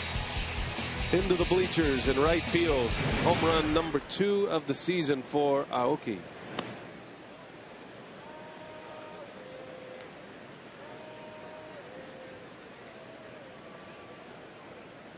Playing the card, if you can't beat them, join them, from last year. Played in a World Series last year with the Royals. Decided he'd join the world champs this year as a free agent. The Brewers traded Aoki to the Royals for Will Smith prior to last season. And Will Smith had a great year for the Brewers. Aoki was just what the Royals needed at the top of their batting order. And Aoki became expendable. You got Braun, Gomez, you had Chris Davis. The Brewers felt that he was ready to get going on an everyday basis. Gerardo Parra came around, so good trade for the Brew Crew.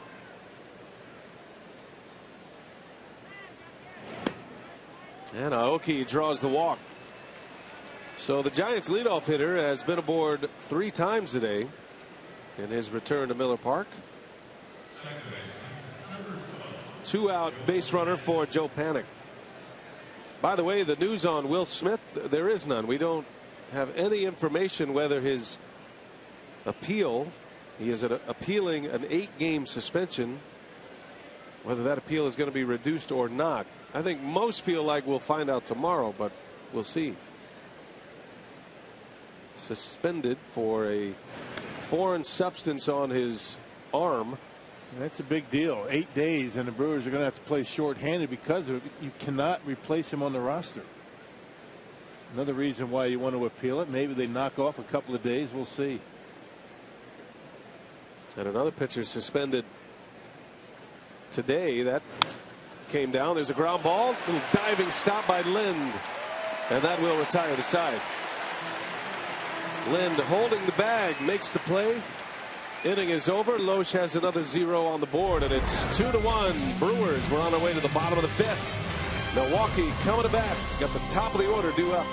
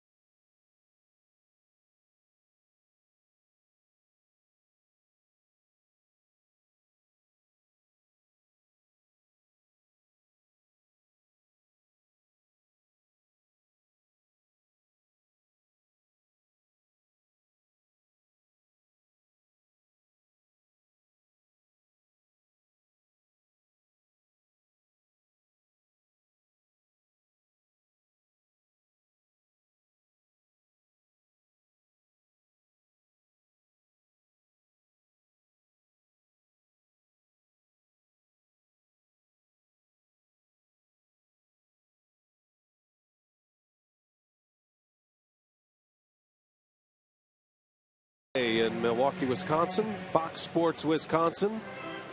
Day baseball today. The Brewers and the Giants. Milwaukee leads it 2-1 over San Francisco. Tim Lincecum back to work. He's got Gomez to start it, then Davis, and then Ryan Braun. The Brewers are back to the top of their order. It has been the Chris Davis show today. He's hit 2 homers. One of them almost got taken away when the Giants appealed that he missed home plate. And it took a video review to overturn what was called an out, and that he missed home plate. But he's got 2 homers today.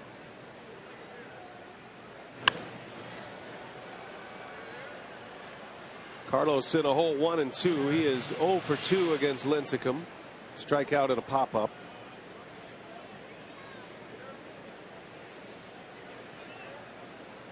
Injured his right hand yesterday in Atlanta. Was hit by a pitch. Had a rough road trip. He was hit 3 times on the road trip. The first one was very scary. Got hit in the head by Noah Syndergaard of the Mets. That was 8 days ago. Amazingly, he played the next day.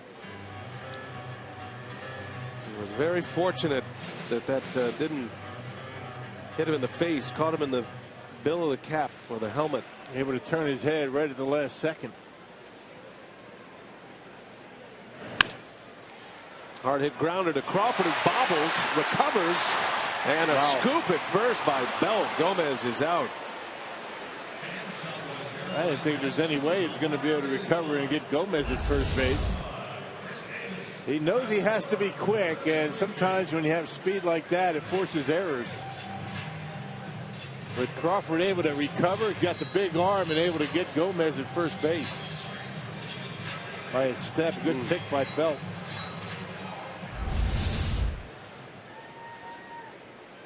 Gomez hit it hard. Crawford stayed patient, gets the out. 1 gone here in the 5th for Chris Davis. 2 swings that produced 2 homers. Our AT&T U-verse rewind locations for each. The first one was to right field. The second one he pulled way back into left center. Location not too different, was it? Pitches were different. And that ball's ripped into center field. Davis is locked in on Lincecum this afternoon. He has scalded all 3. 3 for 3 today for Davis. Came in 0 for 1 against Lincecum, but 3 for 3, and everything hit right on the button. That one right back through the middle.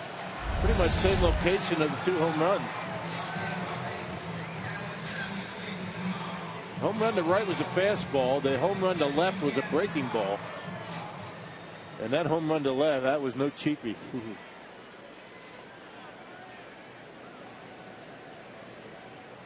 So Ryan Braun will bat with 1 away.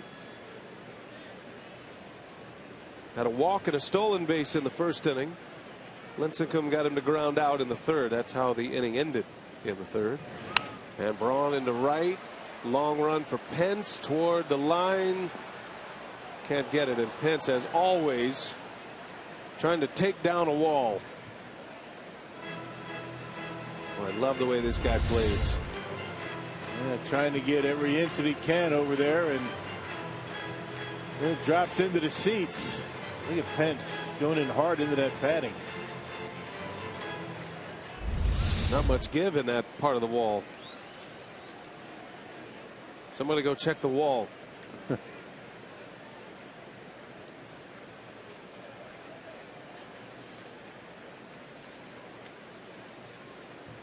No balls and a strike on Braun. They'll check on Davis. Ever notice the way Pence wears his pants? Yes, I have. They're like shorts.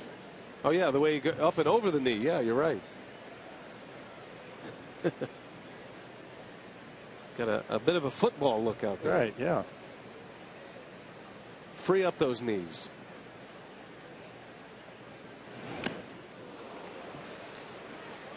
Everything he does is unorthodox, but it's all good. It works for him. The way he throws, the way he runs, the way he hits. But he's a winner.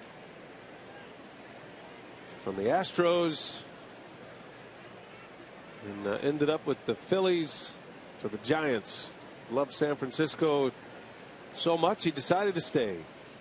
Can't blame him. Braun sends one way back. See you later. Ryan Braun hits it up and over the second deck. Wow. 2-run shot. Number 12 for Ryan Braun, and it's 4-1 Brewers. Wow. Hey, don't see many go over everything and left. My goodness. Ryan Braun, stay hot. Man. Let's check it out. And Braun wanted to take a look at that one. That was a fastball, and Ryan Braun hammers that one. One of his longest home runs.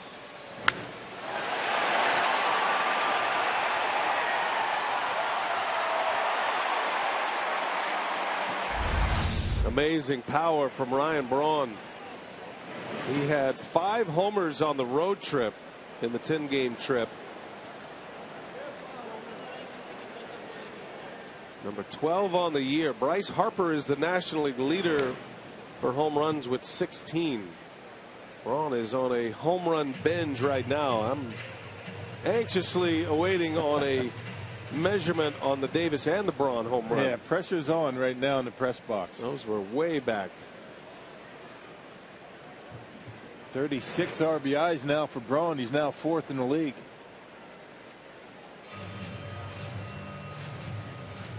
Well, we've got a great new tool this year where we can measure velocity off the bat.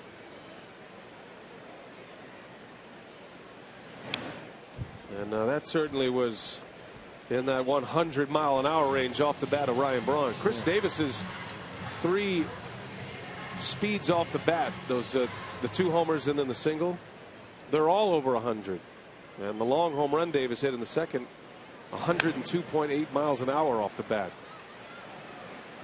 As Lynn bounces out. And so Ryan Braun's home run right there, 108 miles an hour off the bat. Wow. Yep. It's drifting into Giancarlo Stanton territory. One of the longest home runs we've seen Bronny hit for sure. Maybe one of the longest we've seen here to left field. Aramis Ramirez with 2 away. And again, Lincecum came in with having allowed only 1 home run in his first 8 starts. Now that was against Colorado at home in his 2nd start of the year. Ramirez sounded like it was off the end of the bat. And that will retire the side, but the Brewers are logging some air miles here today. Davis twice, Ryan Braun. A bomb up and over the second level. 2-run shot, 4-1 Brew Crew.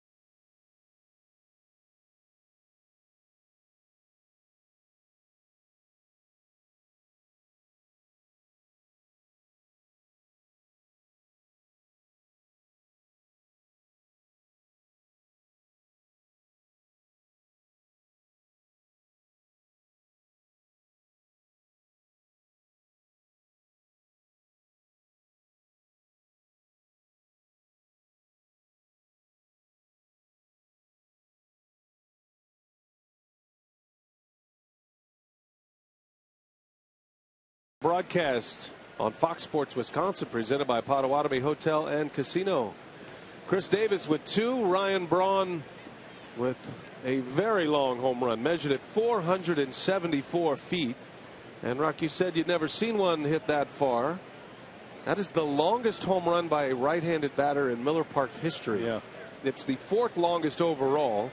Russell Branyan and Prince Fielder occupy the first 3 spots. So at 474, the 4th longest hit at Miller Park. Russell Branyan hit one 480. Prince Fielder had a couple that went 475. Yeah, that was a blast. I haven't missed too many home games here since this ballpark opened, and that was a bomb by Brawny. Brewers have hit 3 today off Lincecum. Angel Pagan leads off. Loesch pitching with a 3-run lead now.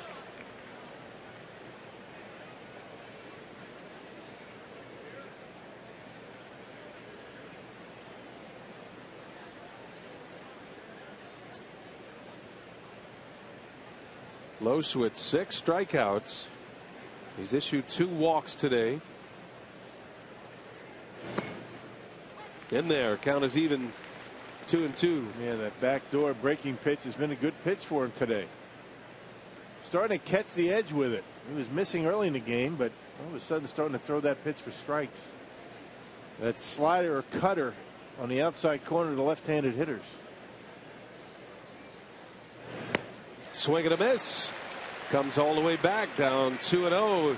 Comes back to strike out Pagan for the first out. Number 7 for Loesch. Yeah, backdoor cutter, then he throws a fastball in the corner at 90 miles an hour. Neither one of these starters lighting up the speed gun. Carsoup.com trivia today. Which U.S. Service Academy has had the most players selected in the MLB amateur draft? If you said United States Army, you would be correct. Yeah, Mitch Harris with the Cardinals graduated from the Naval Academy as a lieutenant in the Navy. Had a couple of deployments, did Harris, and now he's pitching for the Cardinals. Pence will shoot one through the infield, a base hit. His 2nd hit of the day.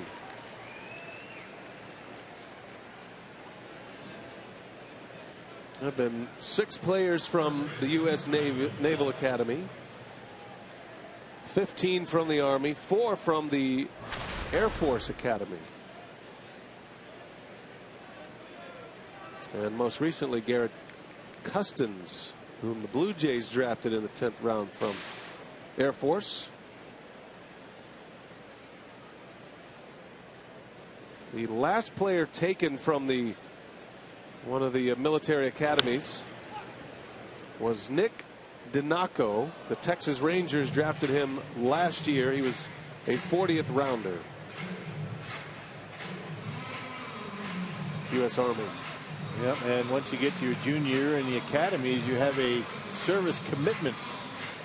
And sometimes the academies will let these guys go pro, whether it be basketball, football, baseball. Got to check out that video on the postgame show. You really do. That's a must. We got Brandon Belt at the plate. Runner at first. Brewers have a shift on for Belt. 3 infielders on the right side. Loesch looking for a ground ball to get him out of this inning. There's a strike. Here in a moment, we are going to stop the game for a national moment of remembrance all across baseball.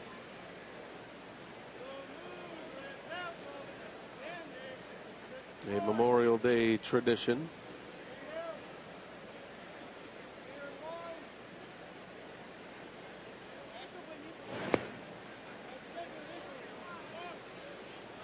One ball, 2 strikes on Belt. He's 0 for 2. He lined out in the first. He hit one hard to left to end the inning. And then Loesch struck him out looking in the 4th inning.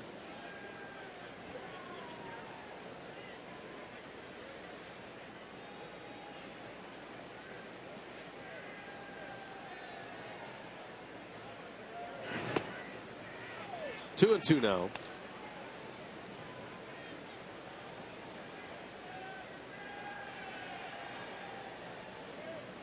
Brewers have the shift on. Ramirez essentially playing the shortstop position, sliding the third baseman over. Sardinas, Gomez on the right side. It'd make for an awkward double play. Loesch would love to give him a chance to turn it, though, as the count goes full. 3-2.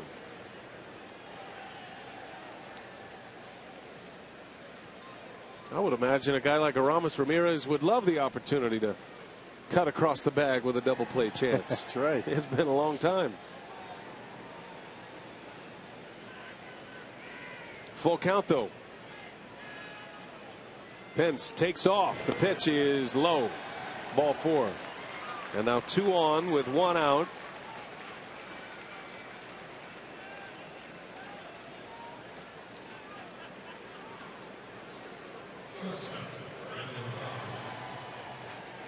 Here comes Brandon Crawford.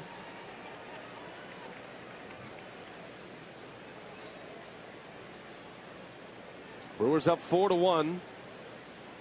Loesch just issuing his 3rd walk of the game to go along with 7 strikeouts.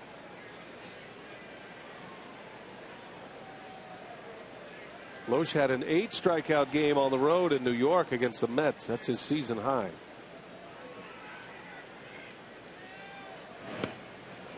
Little change up to start it. Crawford was ready to fire. He's got good off-speed pitches today, and because of that, these Giants have been behind the fastball. If you're wondering, Loesch's career high for strikeouts is 12.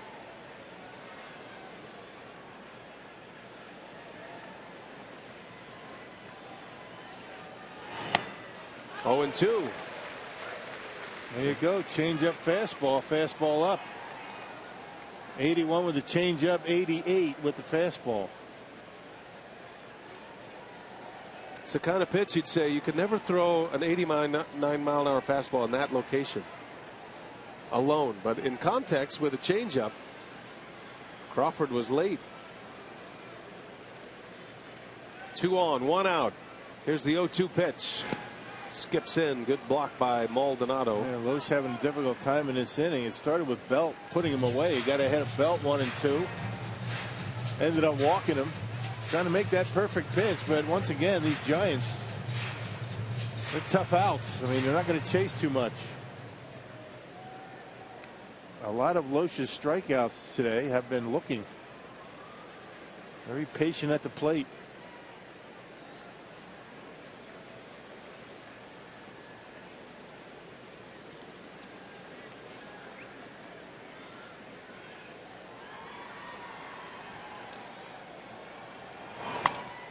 In the air, right off the end of the bat. Davis coming in, can't get it. And the bases are loaded now for San Francisco. Just a little flare that falls, and Loesch is in trouble with 1 out here in the 6th. Now Jeffress the right-hander. Will Smith is the left-hander. Not much you can do about that. It was a good pitch up and in. Maybe didn't get it in far enough, but Belt, I should say Crawford, muscles it out into shallow left field. That Davis playing relatively deep out there. Loesch will get a visit from his pitching coach, Rick Kranitz.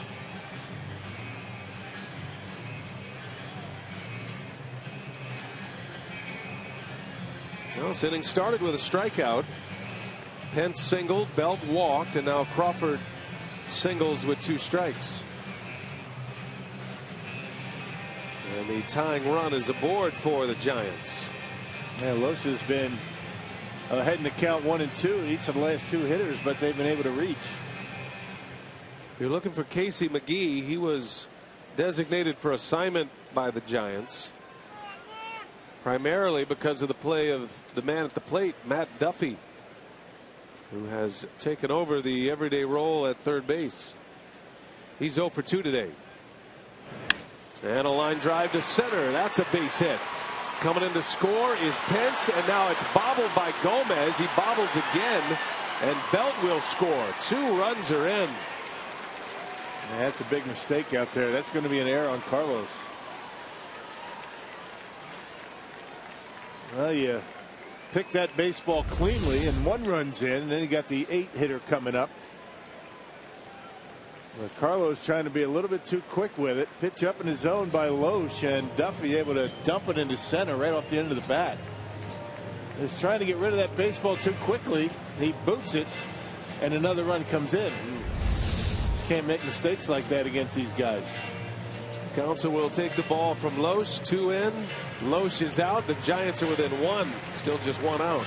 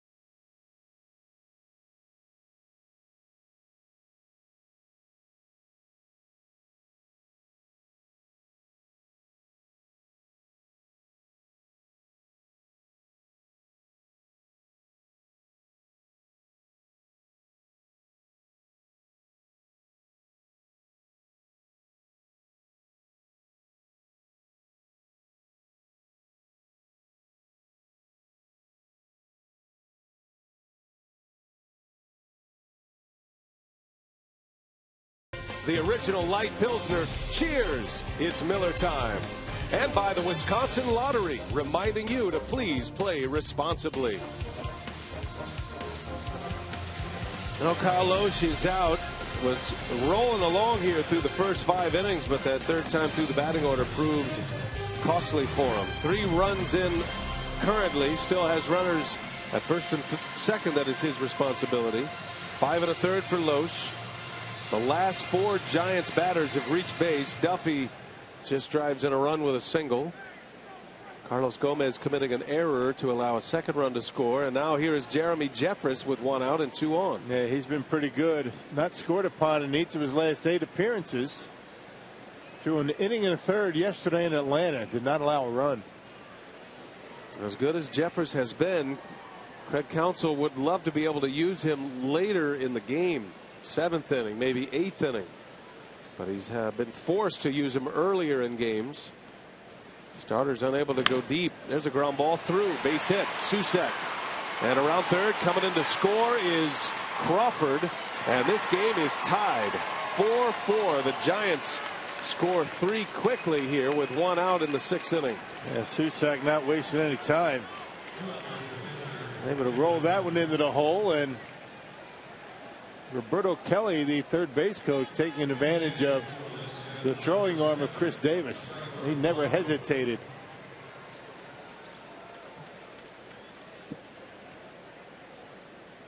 Now Bochy's going to pinch hit for Lincecum here, so he's out as well.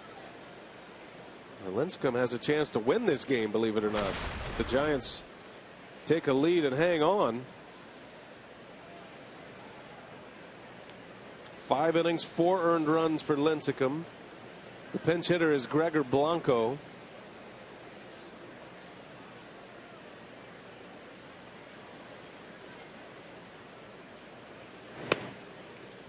The runner at second, Duffy, still belongs to Loesch. Still 1 out. 5 consecutive base runners for the Giants.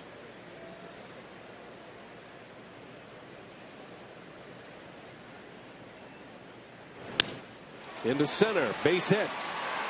Duffy will be sent home. Gomez throws it all the way in, overshoots his man, and both runners will advance. The Giants take the lead, and Gomez is going to be charged with his 2nd error of the inning. Well, just trying to do too much. That's what it comes down to. I mean, Carlos Gomez, you got to hit the cutoff man. Keep the double play in order.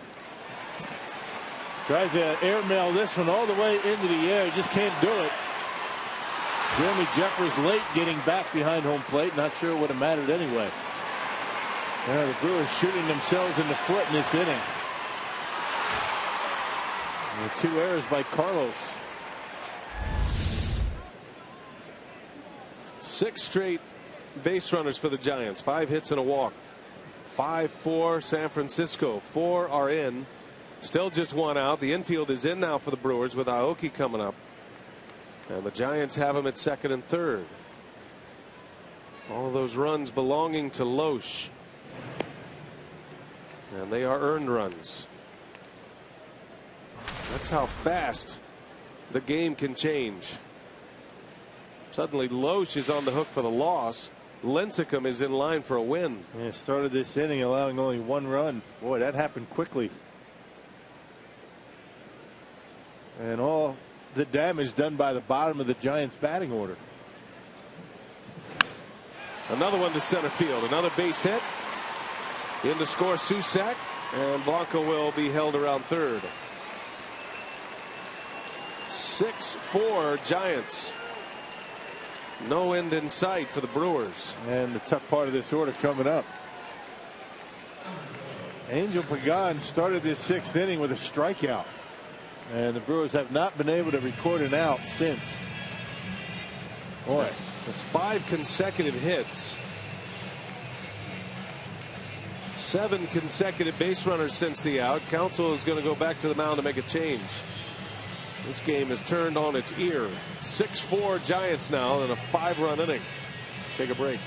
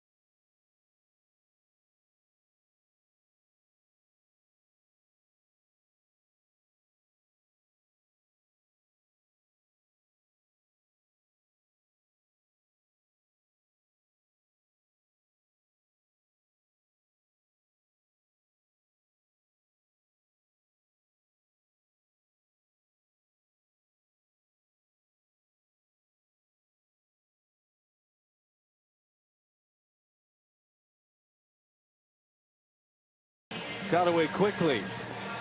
5 runs are in. It's 6-4. The Giants still have just 1 out. The new pitcher is Will Smith. This will be his 3rd consecutive day on the mound with a suspension looming shortly for Smith. And tossed a scoreless inning in yesterday's game in Atlanta. Gave up a hit. Also struck out a couple of batters. Well, he's got 1 out. A couple of men on and some left-handed hitters to deal with.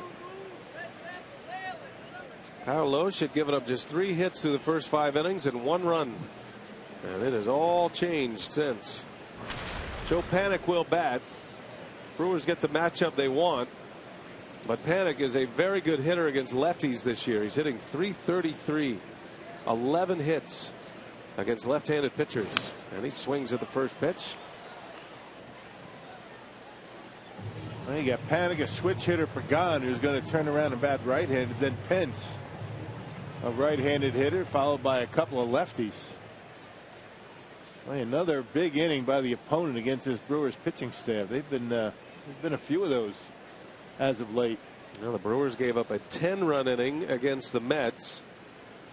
Had a 7-run inning allowed against the Braves on Thursday, and now 5 in for the Giants with 2 on and 1 out.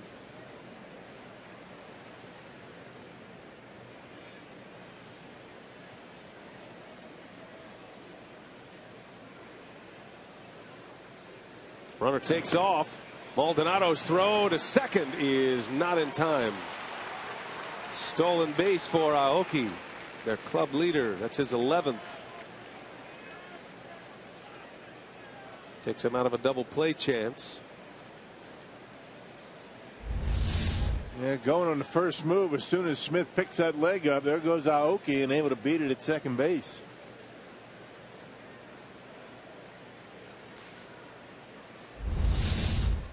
Forces the infield in once again for the Brewers.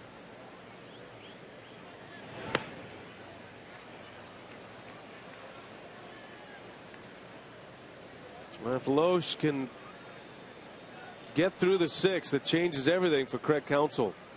Even though he has 8 relievers in his bullpen, it forced him into some of his better relievers a lot earlier than he wants.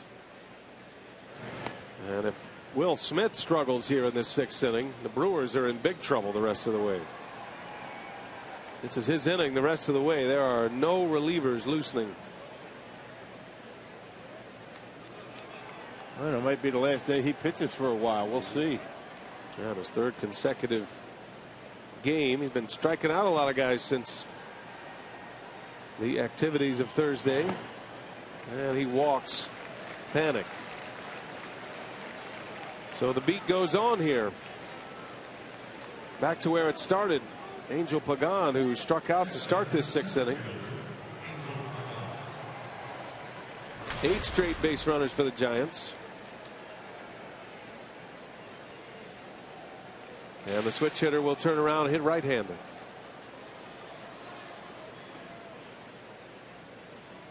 Had 2 errors in the inning,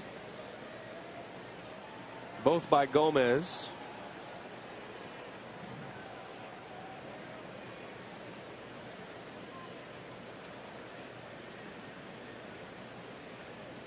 Bases full of Giants with 1 out. Smith and the Brewers in desperate need of a ground ball here. Try to get out of the inning. Down just 2. A lot of baseball to be played today. Seems like everything the Giants are hitting is finding a hole. Dumping, base hits into the outfield, finding a hole. It's the way it goes sometimes. A team that makes a lot of contact, that's what happens. Put it in play, give yourself a chance. 0-2 the count.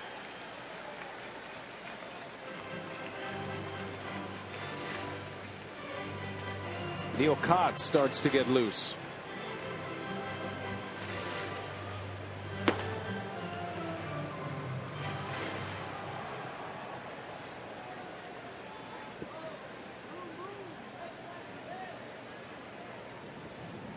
See what Smith has in mind. 0-2 to Pagan.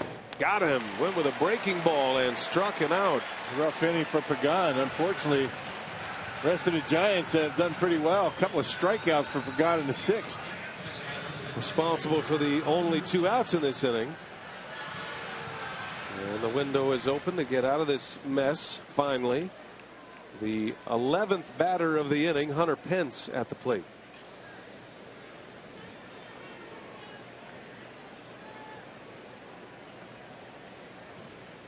Pence had a single off Loesch.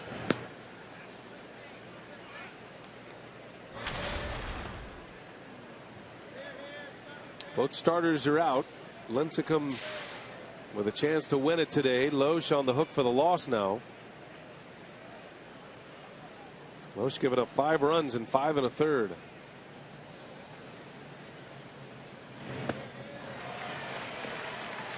It's been a good pitch for Smith.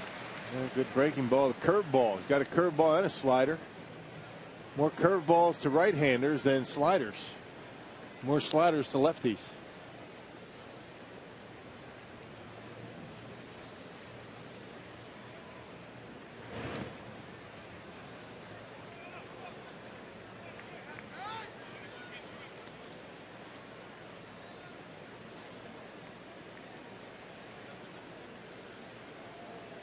Hunter Pence with 2 hits. It's 2 for 3 today, both singles.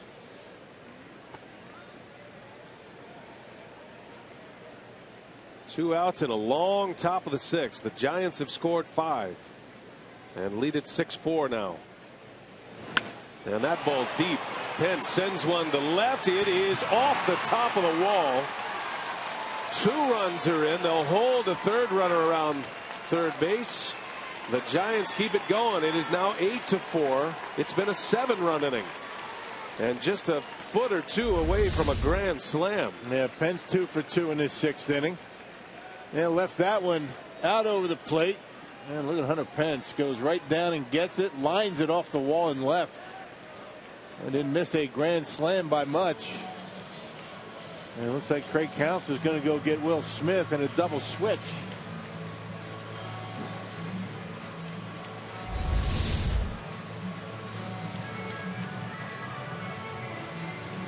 What a disaster. 7 runs in for the Giants. It's 8-4 now. And Craig Counsell is going to have to use a 4th pitcher in this inning. Started with Loesch, then Jeffress, Smith, and now Kotz. We'll take a timeout.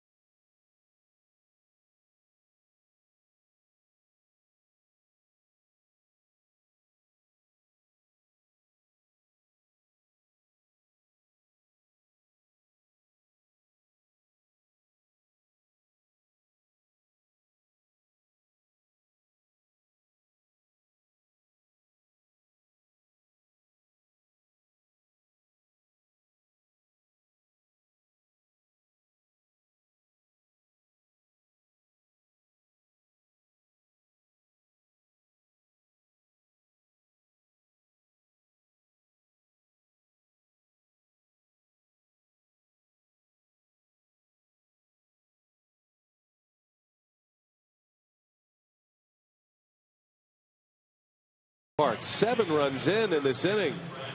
2 outs in the frame. We see Elian Herrera taking over at third base. Menard's Brewers defense now with Kotz coming in on the double switch by Craig Counsell. 8-4 San Francisco. Can Kotz get the final out of this 6th inning? Yeah, pitched on Friday against the Atlanta Braves and tossed a 3-up, 3-down 9th, including a strikeout in the Brewers' 11-0 victory. And just looking for 1 out to get out of this mess.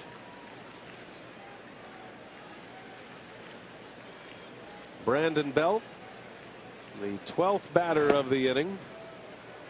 Most runs the Giants have scored in an inning this year. Unfortunately, the Brewers are on the other side of that 3 times this season. The Mets, the Braves, and the Giants. Last 2 weeks.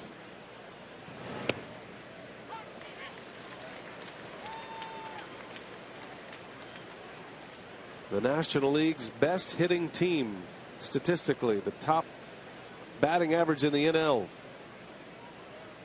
They have 10 hits now, 7 of them coming in this inning. Now, one stretch, 8 consecutive Giants had reached base. It's been 7 hits and 2 walks in this inning. And it's been a good inning for every one of the Giants except for Pagan. Thank goodness for Pagan. He struck out twice if you're on the Brewer side of things. Responsible for both outs.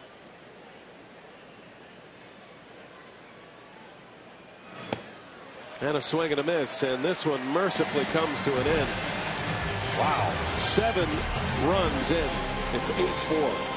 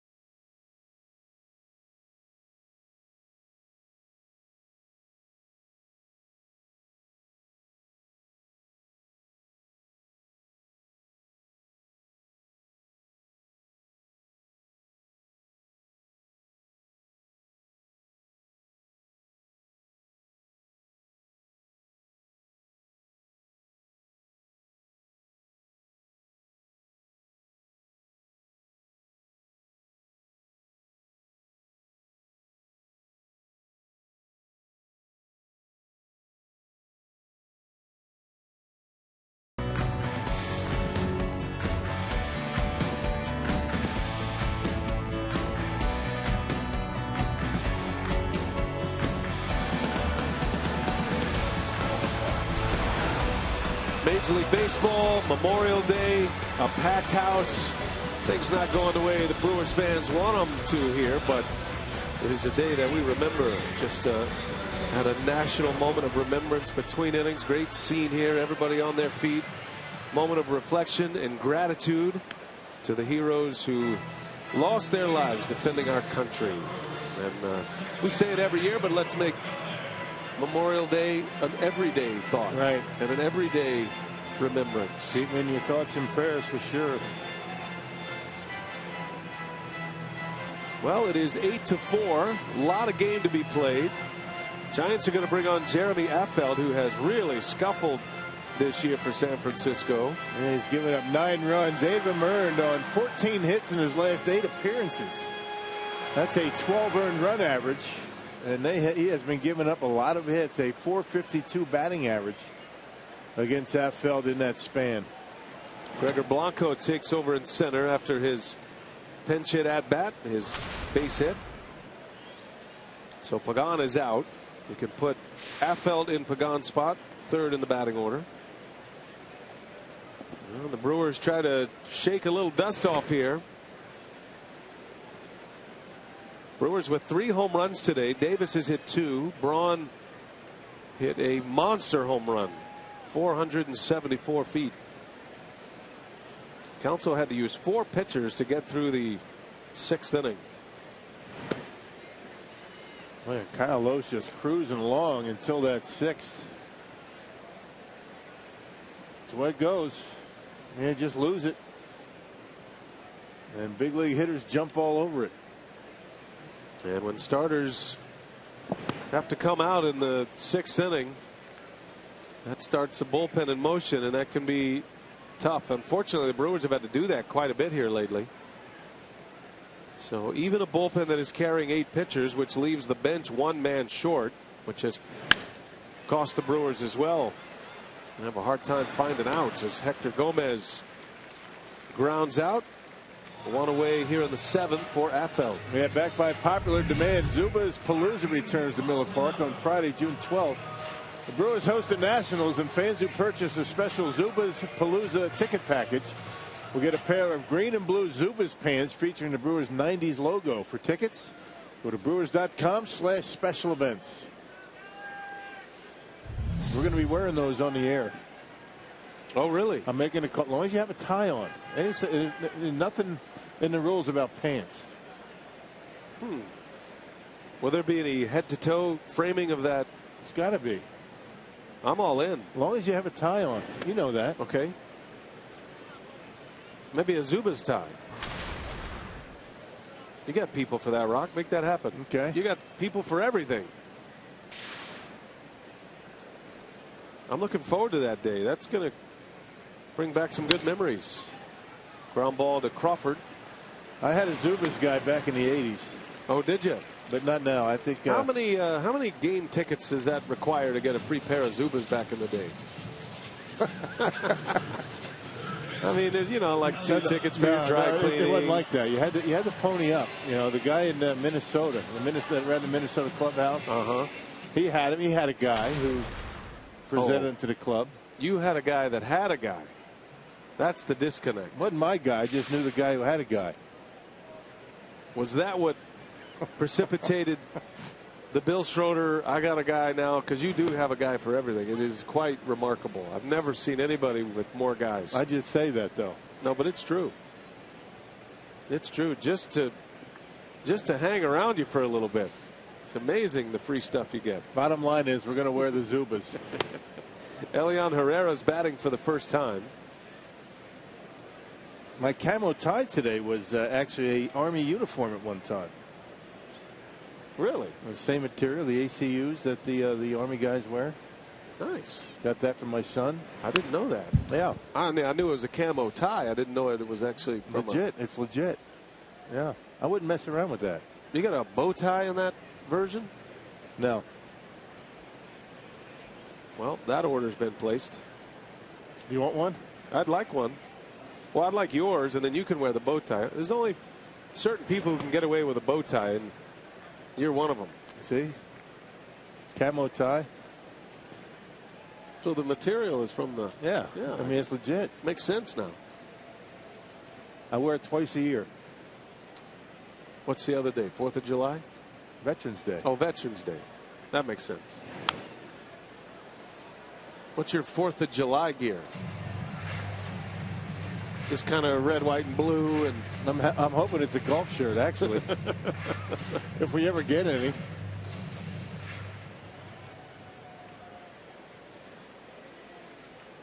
Two outs for Herrera.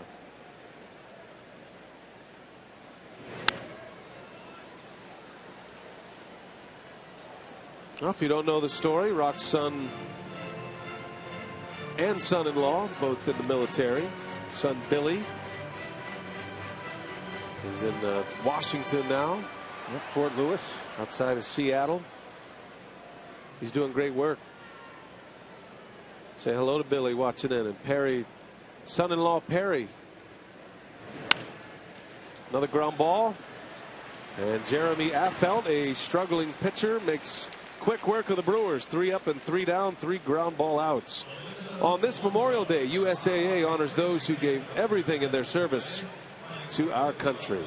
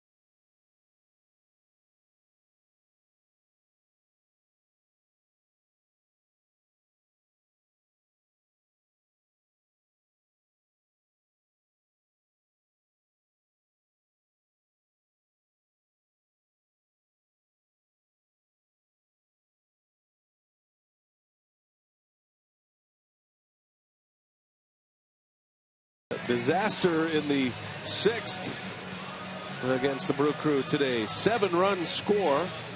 Still got some time here. See if the Brewers can dig themselves out of it. Down 4 runs with 9 defensive outs to go. Neil Cox trying to get through this 7th inning. He's got Brandon Crawford leading off.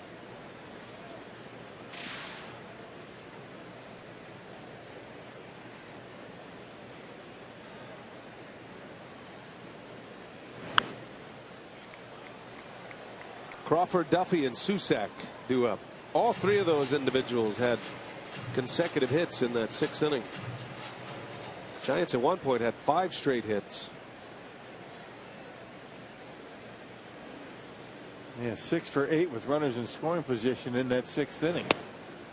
And before that, the Giants only had 1 at bat with a man in scoring position. That was in the 1st inning against Loesch.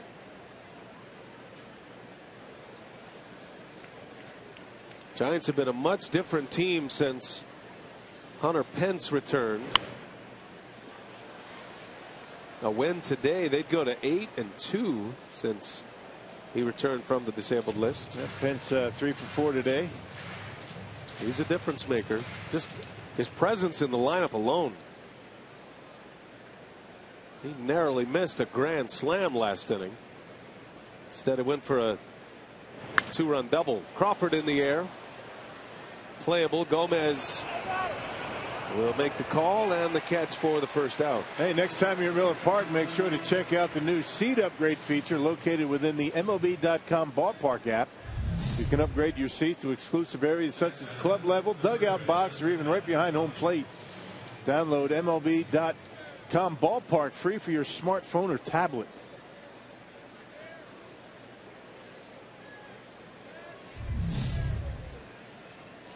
One away for Matt Duffy. I'll be curious to follow what happens with Casey McGee. There would be, I would imagine, a lot of teams that would want his services. The Giants are on the hook for his $4 million salary this year. It's a little over $4 million. Well, they have 10 days to determine, and Casey determine what they want to do. I mean, there's a few things they can do. You can go down to the minor leagues. I don't see that happening. Yeah, I can't see that direction. And release him or trade him. McGee has 5 years in the major league, so he does not have to accept a minor league assignment to guarantee payment. It's not the case for Travis Ishikawa, another former Brewer who was a World Series hero for the Giants last year. They also designated him for assignment, but if he doesn't accept his minor league assignment, then he loses out on his pay. McGee's a little different story, and I would imagine a guy who swings the bat that way, even though he struggled this year, he'd find an opportunity somewhere else, maybe a pennant contending team, bat off the bench, a guy who can play third and first. Probably won't be anything happening until that 10-day period's up. Ground ball, well hit. Sardinhas falls down. The ball trickles out of his glove. He was going to have a tough time throwing Duffy out anyway. He runs well. That'll be an infield hit. Duffy is 2 for 4.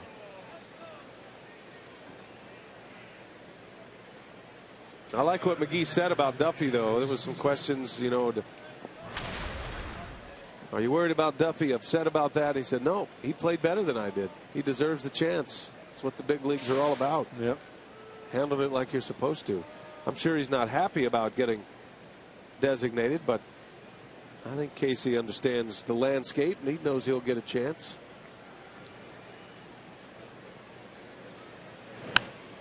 There's a base hit.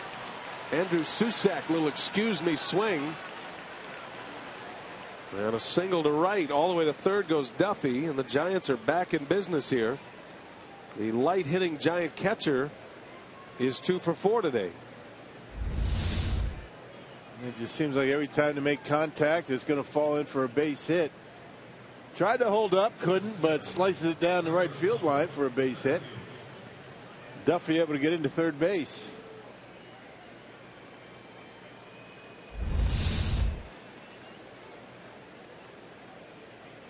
I think that $4 million that Casey's going to collect softens that blow just a bit. Yeah.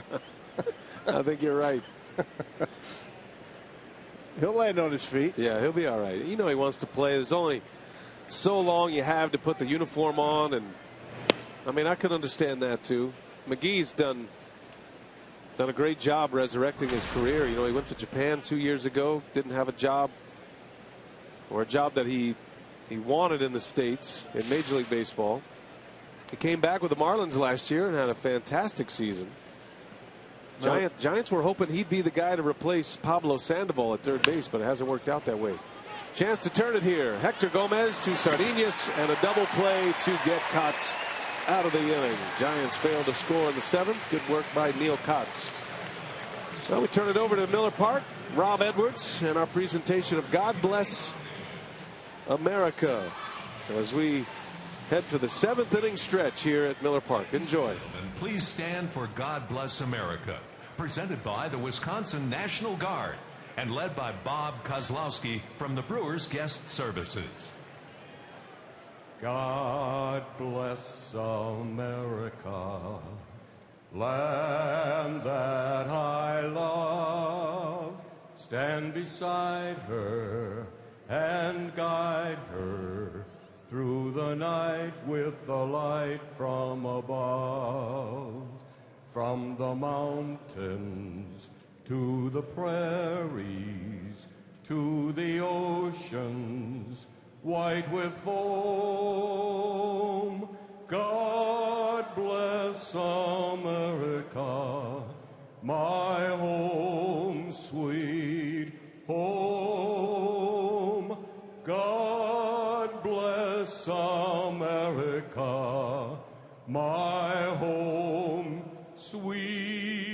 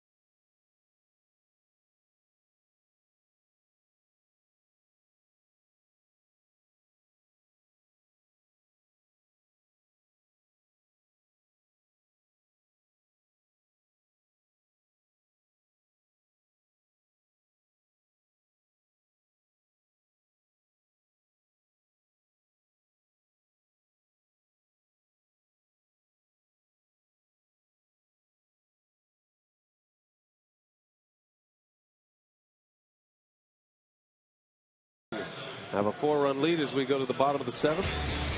Well, the home runs today have been a story.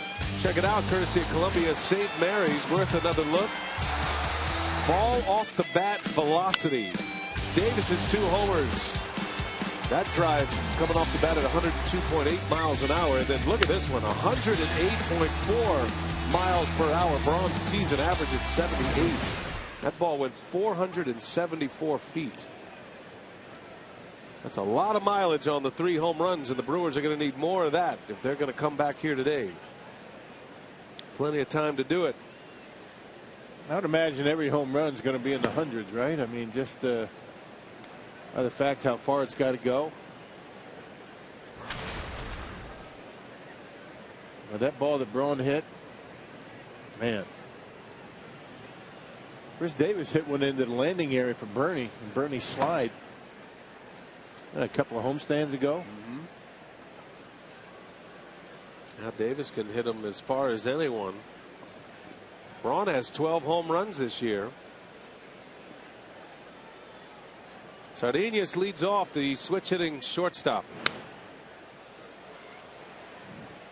I saw those home runs that Russell Branyan hit here in right center. Up in the, I mean, in way the dew deck or the Miller Lite deck? Way over the Toyota territory. I mean, I think it left the building, if you will. He had a great nickname, didn't he? Russell the Muscle up the there. Muscle. You can see that X. Sardinius rolls weakly to short and one away. And Jeremy Affeldt getting the ground balls here. That's 4 consecutive ground outs, 3 in a row to the shortstop Crawford. And he had been getting lit up before today's appearance.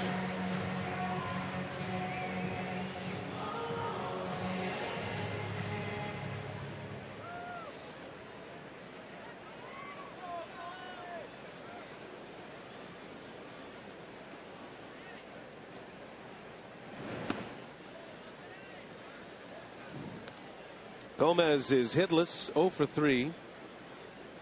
Wonder how much the hand is bothering him. Made 2 errors in that 7-run 6th inning. One of them was a throwing error. That ball's hit hard right at Matt Duffy. Good play. 2 outs.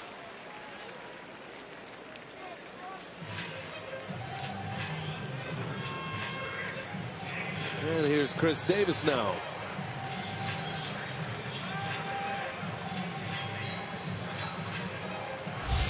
Well, Davis moving his way into the Powerball home run leaderboard, tied with Ramirez, 3rd most on the club. He's hit 2 today. Braun leads the way with 12. Man, Brewers need this guy to get hot, stay hot for a while. Chris Davis.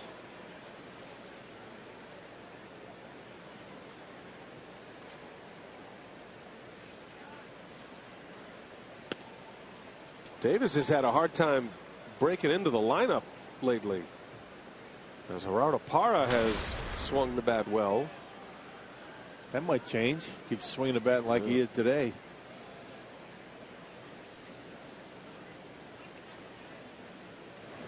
You're not scoring a lot of runs. You got to play the hot hand. Parra had been swinging the bat. Chris Davis was not. So you play the guy that gives you the best chance to score some runs. What Davis gives you is the element of power, not so much with Parra.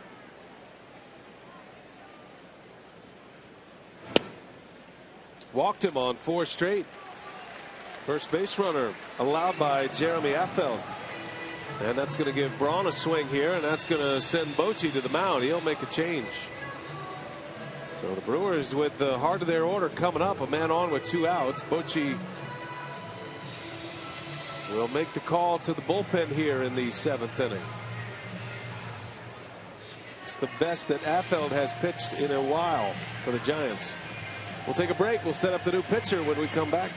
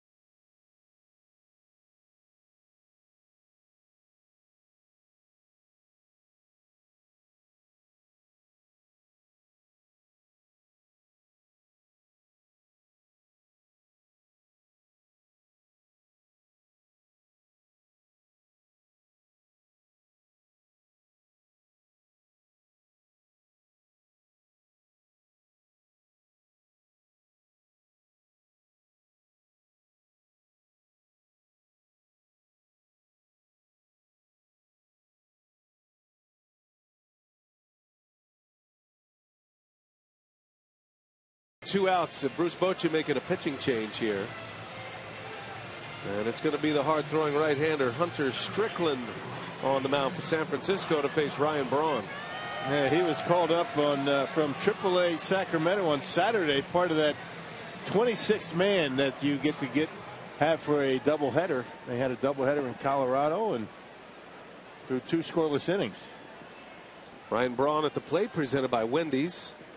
A walk, a ground out, and then the longest home run by a right-handed hitter in the history of Miller Park. Brewers could use a long ball here. That would jump them right back in it. Down 4 here in the 7th. Giants scored 7 runs in the 6th inning.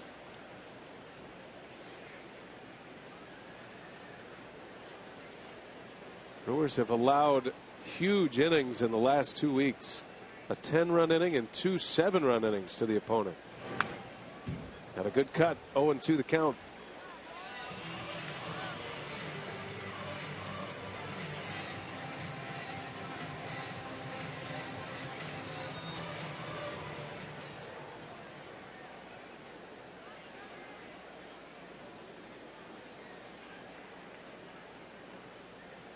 Giants were hoping Strickland would emerge as their closer.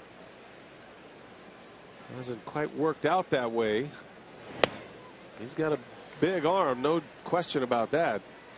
Got some postseason time last year. He pitched in 8 games in the Giants World Series title run last year, including 4 World Series games.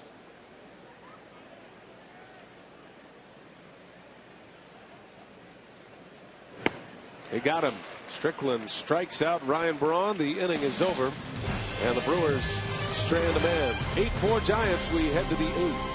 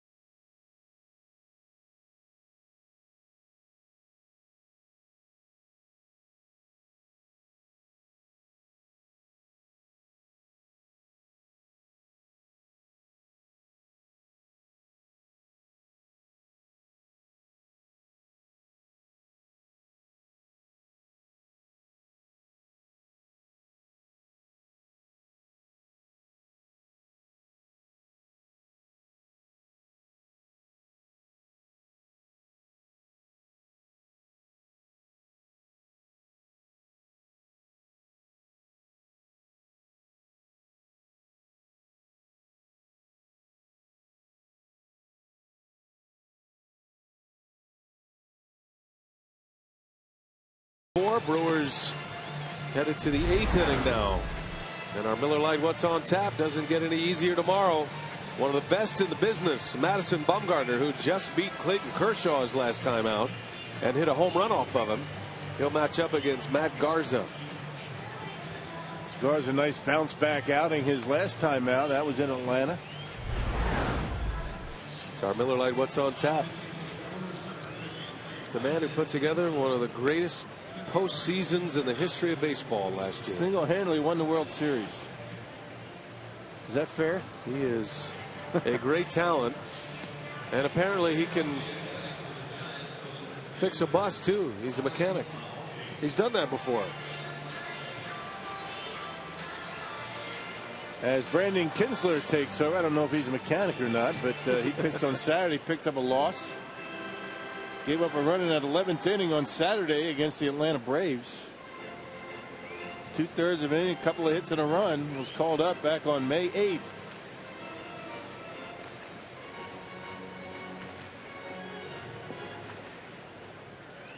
So Kinsler will face Nori Aoki in the top of the Giants order to start this 8th inning.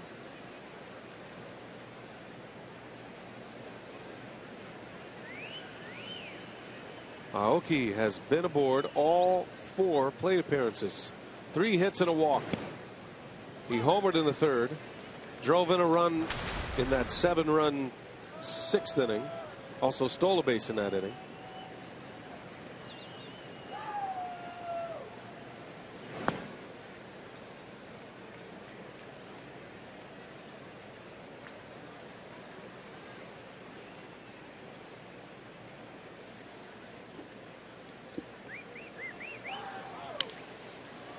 Toward the middle, Sardinia's range is over and drops the ball. And that's the way it's going for the Brewers today. Yeah, it might be a base hit, but if he keeps it in the glove, it's an out.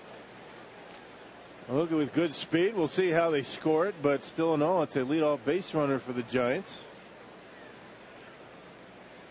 Now, he's been so good defensively. That was a bobble right there that cost Kinser an out.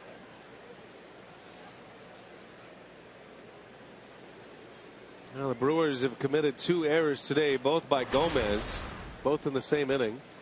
That'll go as an error, an E6 on Sardinia. So the 3rd error of the day. Joe Panik takes a ball.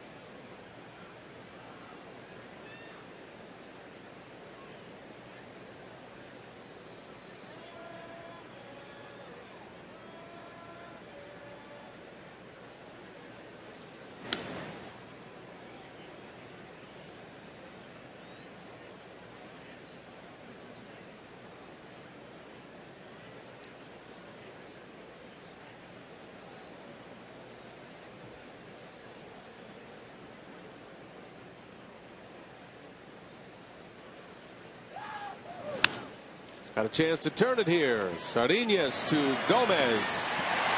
6-4-3 double play. 2 outs in the inning. Take a look at our Blaine's Farm and Fleet down on the farm minor league report. Francisco Castillo, a second baseman in Single A, Wisconsin. The Timber Rattlers in the Midwest League. He's got 8 hits his last 4 games. Going along nicely right now. That's about an hour and a half from here. Always fun to go watch some of the young prospects. Beautiful stadium there in Appleton. It's just a conversation away, Rock. Hunter Strickland, the pitcher, will bat. Bochy trying to get an extra inning out of him. He came on to retire Braun last inning. Did you see that the Biloxi Shuckers, that long road trip almost over? 55-game road trip to start the year. Wow, that's a long one. We'll go to the bottom of the 8th.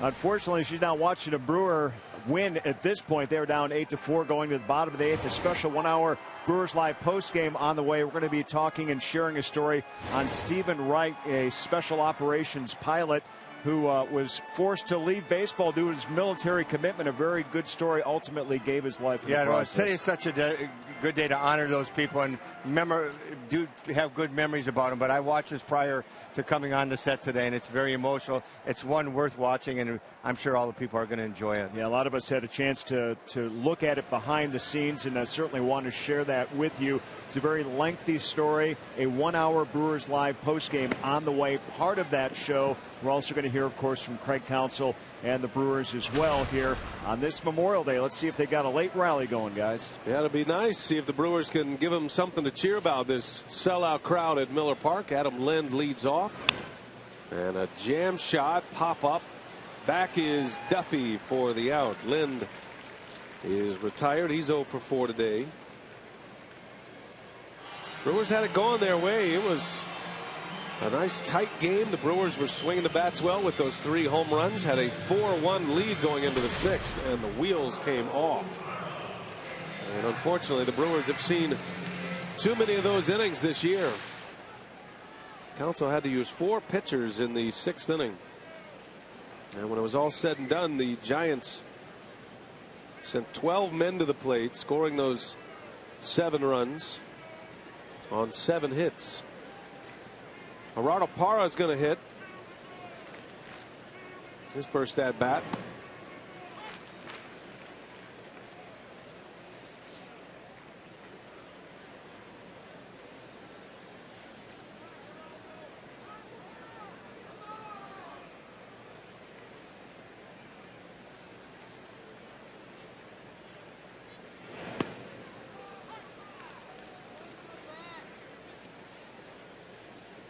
Craig Counsell had to make a double switch in that 6th inning, taking Aramis Ramirez out. That's why Parra is hitting here in the pitcher spot. Easy enough for Belt. 2 outs. Brewers going quietly here in the 8th. 2 gone with Hector Gomez coming up. And the problem is you got the best part of this pitching staff. I mean, it's a very good starting rotation, but you talk to these folks around the Giants club, they'll tell you that bullpen has been solid all season long. I mean, Bruce Bochy has a lot of weapons to go to down there. Guys that have closer experience and have the ability to close. You don't get an early lead on these guys. There's not a whole lot of coming back late. That bullpen's pretty good.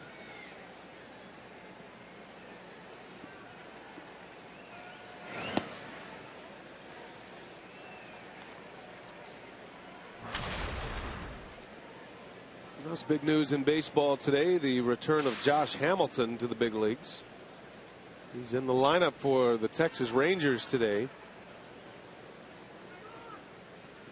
They're playing in Cleveland. Prince Fielder's really swinging the bat well for Texas. He's having not just a comeback player of the year type year through the first quarter of the season, but he's pushing his way into some MVP considerations through the first part of the season here.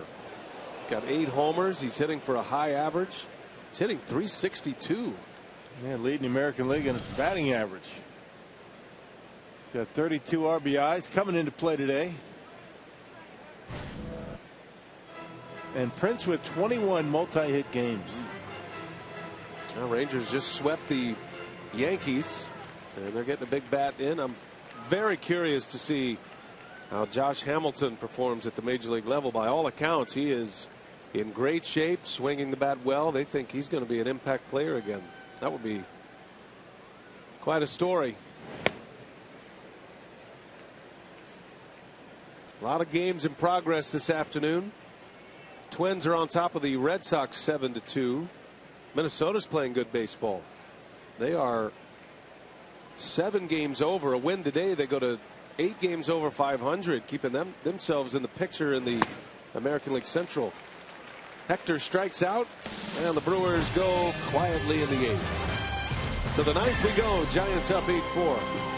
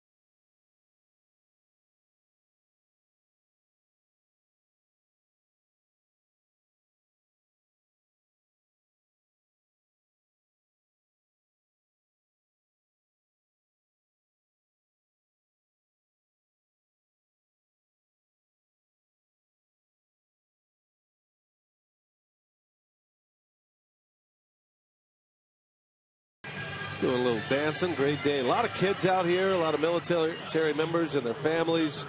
It's a special day, regardless of the scoreboard. Our shining moment, courtesy of the Marshfield Clinic. Some of the color and pageantry of Miller Park today on this Memorial Day through the lenses of our terrific camera operators, all of our great crew, and the Fox Sports Wisconsin production team. Some powerful moments all throughout the day.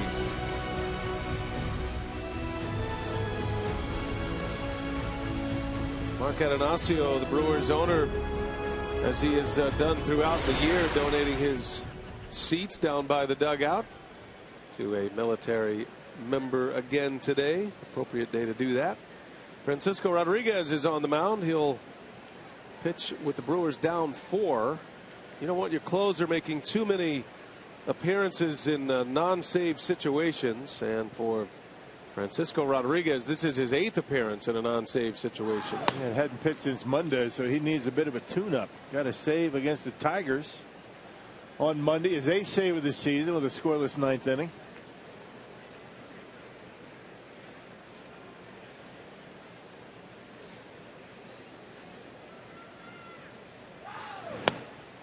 Hunter Pence, he's had a big day.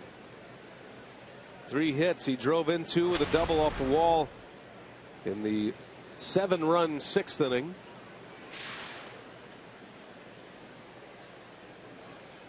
He's got his average up to 342. Just his 10th game of the year. Pence was hit by a pitch in spring training. I think it was like the 3rd game of the spring training schedule. And he was hit by a pitch. He fractured his forearm. And he just got back a couple of weeks ago.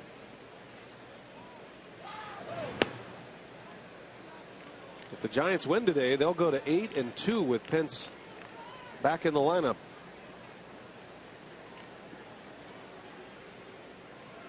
Buster Posey will be back in the lineup tomorrow. That's the other part of this. Yeah, he has something to say about how well they've played too. Buster Posey and that pitching staff. Giants have 8 runs on 12 hits and no Posey in the lineup as Pence reaches base for the 4th time. Rodriguez walks him. There's Buster Posey, former MVP. The kind of day off you're hoping for if you're Buster Posey and the Giants. You get one of your best players get to sit this one out, and yet the offense still delivers 12 hits and 8 runs. Yep, and on the flip side of that, you have Posey out of the lineup. You need to figure you got to win if you're on the Brewers side. Here's Brandon Belt. This Giants club can flat out hit, no doubt. One of the best offensive teams in the National League. Statistically, they're standing tall at the quarter pole of the season. The league's top batting average. Giants are hitting .272 as a team. The Brewers are last in the league in hitting.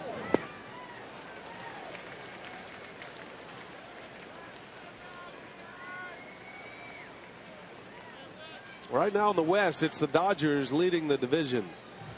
Barely. Giants are 2 back to start play today.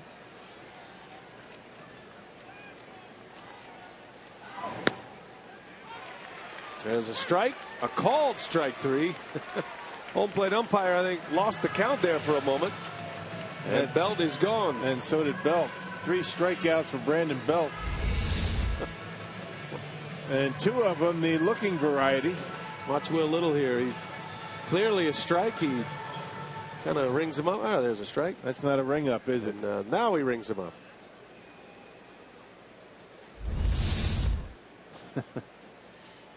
Not your Tom Hallion ring up with a 3rd strike, right? First out of the inning. I thought he saved it pretty well, though. High in the air from Crawford, playable for Ryan Braun. 2 outs.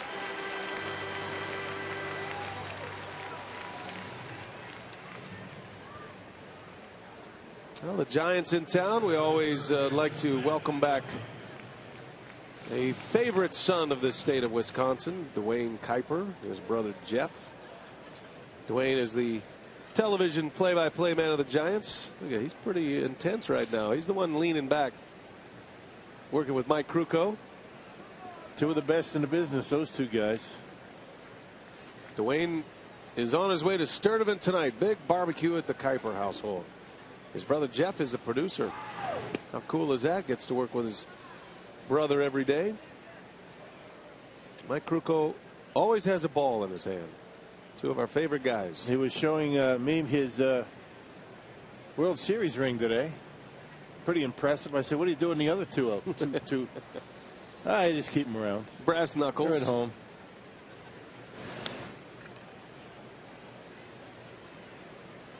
Well, it's good to have the Kuipers back. Racine Kringles for everyone tomorrow. He'll bring about a dozen in here tomorrow.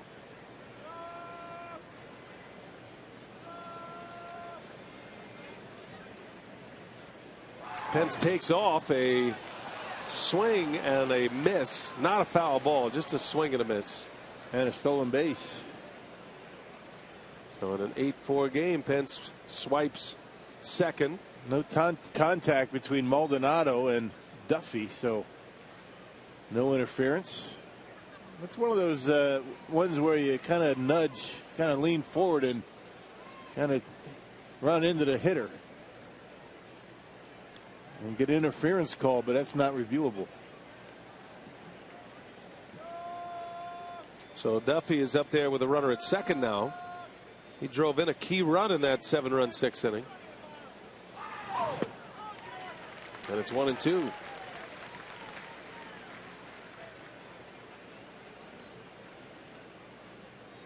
A little different intensity level for closers in non-save situations. They've got to work hard to dial it up. Nothing matches trying to get the last 3 outs in a save situation. There's a swing and a miss. He got him. So Frankie Rodriguez works around a leadoff walk. We're headed to the bottom of the 9th inning. Brewers down 4.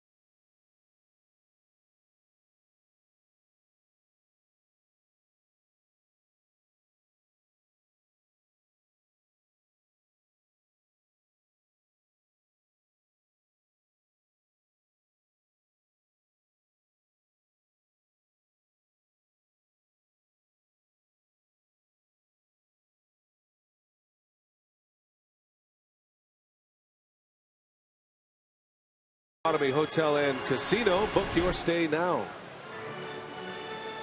Last call for the Brewers. They are down 4. Do they have a rally in them here today on Memorial Day? Juan Centeno will pinch hit. Giants scored 7 in the 6th. They lead 8-4 on 13 hits. It's been a scoring update, Rock, a scoring change. The batted ball by Aoki in the 8th inning. I get that. Originally scored an error on Sardinius, has been changed to a hit. Yeah. So Aoki with 4 hits and a walk today. I think even if Sardinius keeps it in the glove, it's going to be bang bang at first base.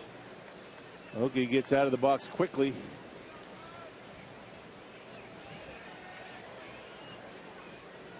Centeno, the Brewers' backup catcher, while Lucroy is on the disabled list, getting an at-bat. Might see him catch tomorrow or Wednesday.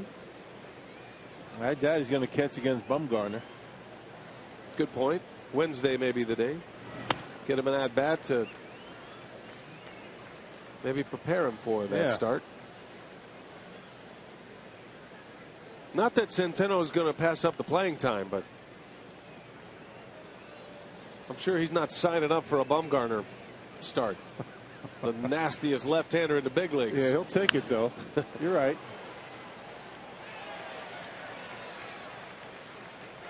2 balls and a strike. Man, Bumgarner, no picnic for anybody, right-handers or left-handers.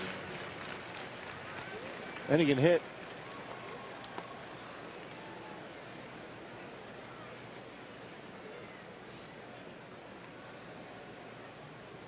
2-2. Strickland came on in the 7th to get the final out. There's a shattered bat. 1 away in the 9th. This game was going the Brewers' way early. Kyle Loesch was rolling along, racking up a bunch of strikeouts. He had 6 punch-outs through the first 5 innings. He finished with 7 Ks. He had only given up 1 run through the first 5. The Brewers had a 4-1 lead. Crowd was into it, but Loesch hit the wall in the 6th inning. And the Giants scored 7 runs in the inning. Completely turned the game. Yeah, doing what they do best. I mean, making contact, even with 2 strikes. Second hardest team in the National League to strike out this year, the Giants, and they proved it today. In that inning, the Giants had 8 consecutive base runners, 6 hits and 2 walks. And before it was all said and done, 7 runs in on 7 hits. And the Brewers are going to have to find a way to start to avoid the big inning. And when you're thinking big innings, you're thinking, man, 3, 4, 5 runs. It's been much worse than that for Milwaukee. A 10-run inning, a couple of 7-run innings. Just haven't been able to figure out ways to get out of those problem innings with men on base. And it's not going to get any easier for Counsell when Will Smith has to serve a suspension. Now that might come down tomorrow. His appeal of an 8-game suspension expected to be ruled upon, could be as early as tomorrow. We'll see. Smith's not going to pitch anyway tomorrow. He's pitched 3 days in a row. I guess he could pitch, but 3 days in a row is pushing it a little bit anyway. Jeffers has worked a lot. Brewers are kind of running out of options in their bullpen, despite having 8 pitchers, which leaves their bench a man short. Leaves them with a 4-man bench. Good to see Lucroy down there with the gear on. He's been trying to work himself back into catching shape with that broken toe. It'll be nice to get him back. Probably another 2 weeks away, though. He's most likely going to go on a minor league rehab to get some swings. Little chopper, going to be a tough play. Barehanded by Panic, and he makes a play for the out. Well done. Thought Herrera had a shot at a base hit once that ball got over the head of Strickland. And check out Joe Panic. Realize this is do or die. Able to grab it and get rid of it quickly for the out.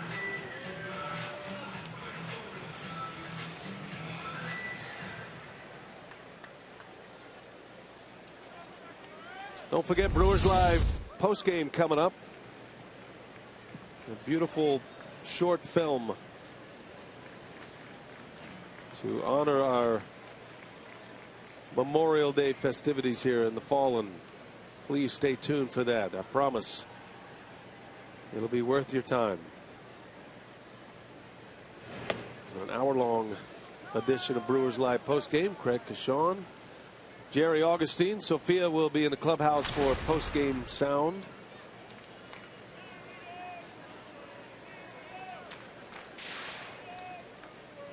Last call for the Brewers here. 2 outs in the 9th.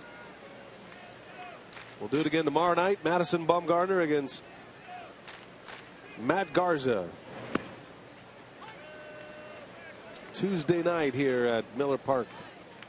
That'll be a 7:10 first pitch. We're on the air at 6:30 for Brewers Live.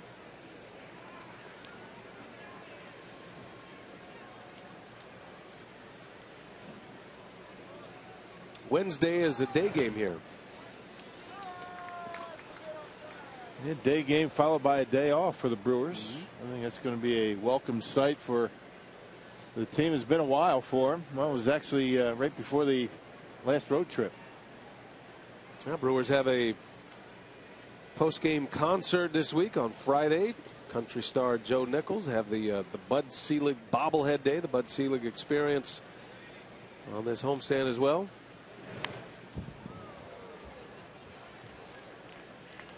Unveiling of the Bud Selig experience to the public on Friday. We're going to have a sneak peek at it on Thursday. I'm very much looking forward to that. Word on the street is that it is a special experience through there that's going to be here as long as the ballpark stands. The man responsible for bringing Major League Baseball to Milwaukee, Bud Selig, former commissioner, currently the commissioner emeritus. Be great to honor him this week.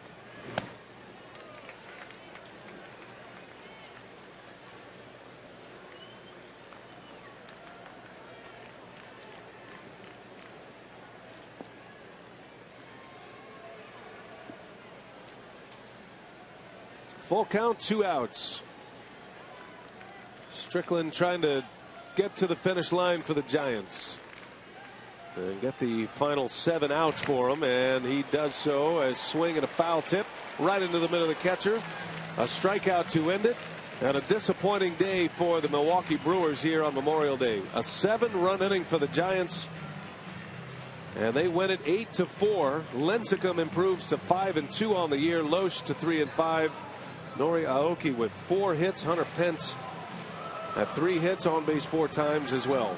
Time for Brewers Live. We check in with Craig Kashawn. He's ready to roll. We'll send it that way. Take it away, Craig. Okay, Brian, thanks very much. Yeah, it was a disappointing game for Milwaukee after a great start, but we've got an outstanding feature on Memorial Day you won't want to miss. Plus, we'll hear from Craig Counsell. Brewers Live is next.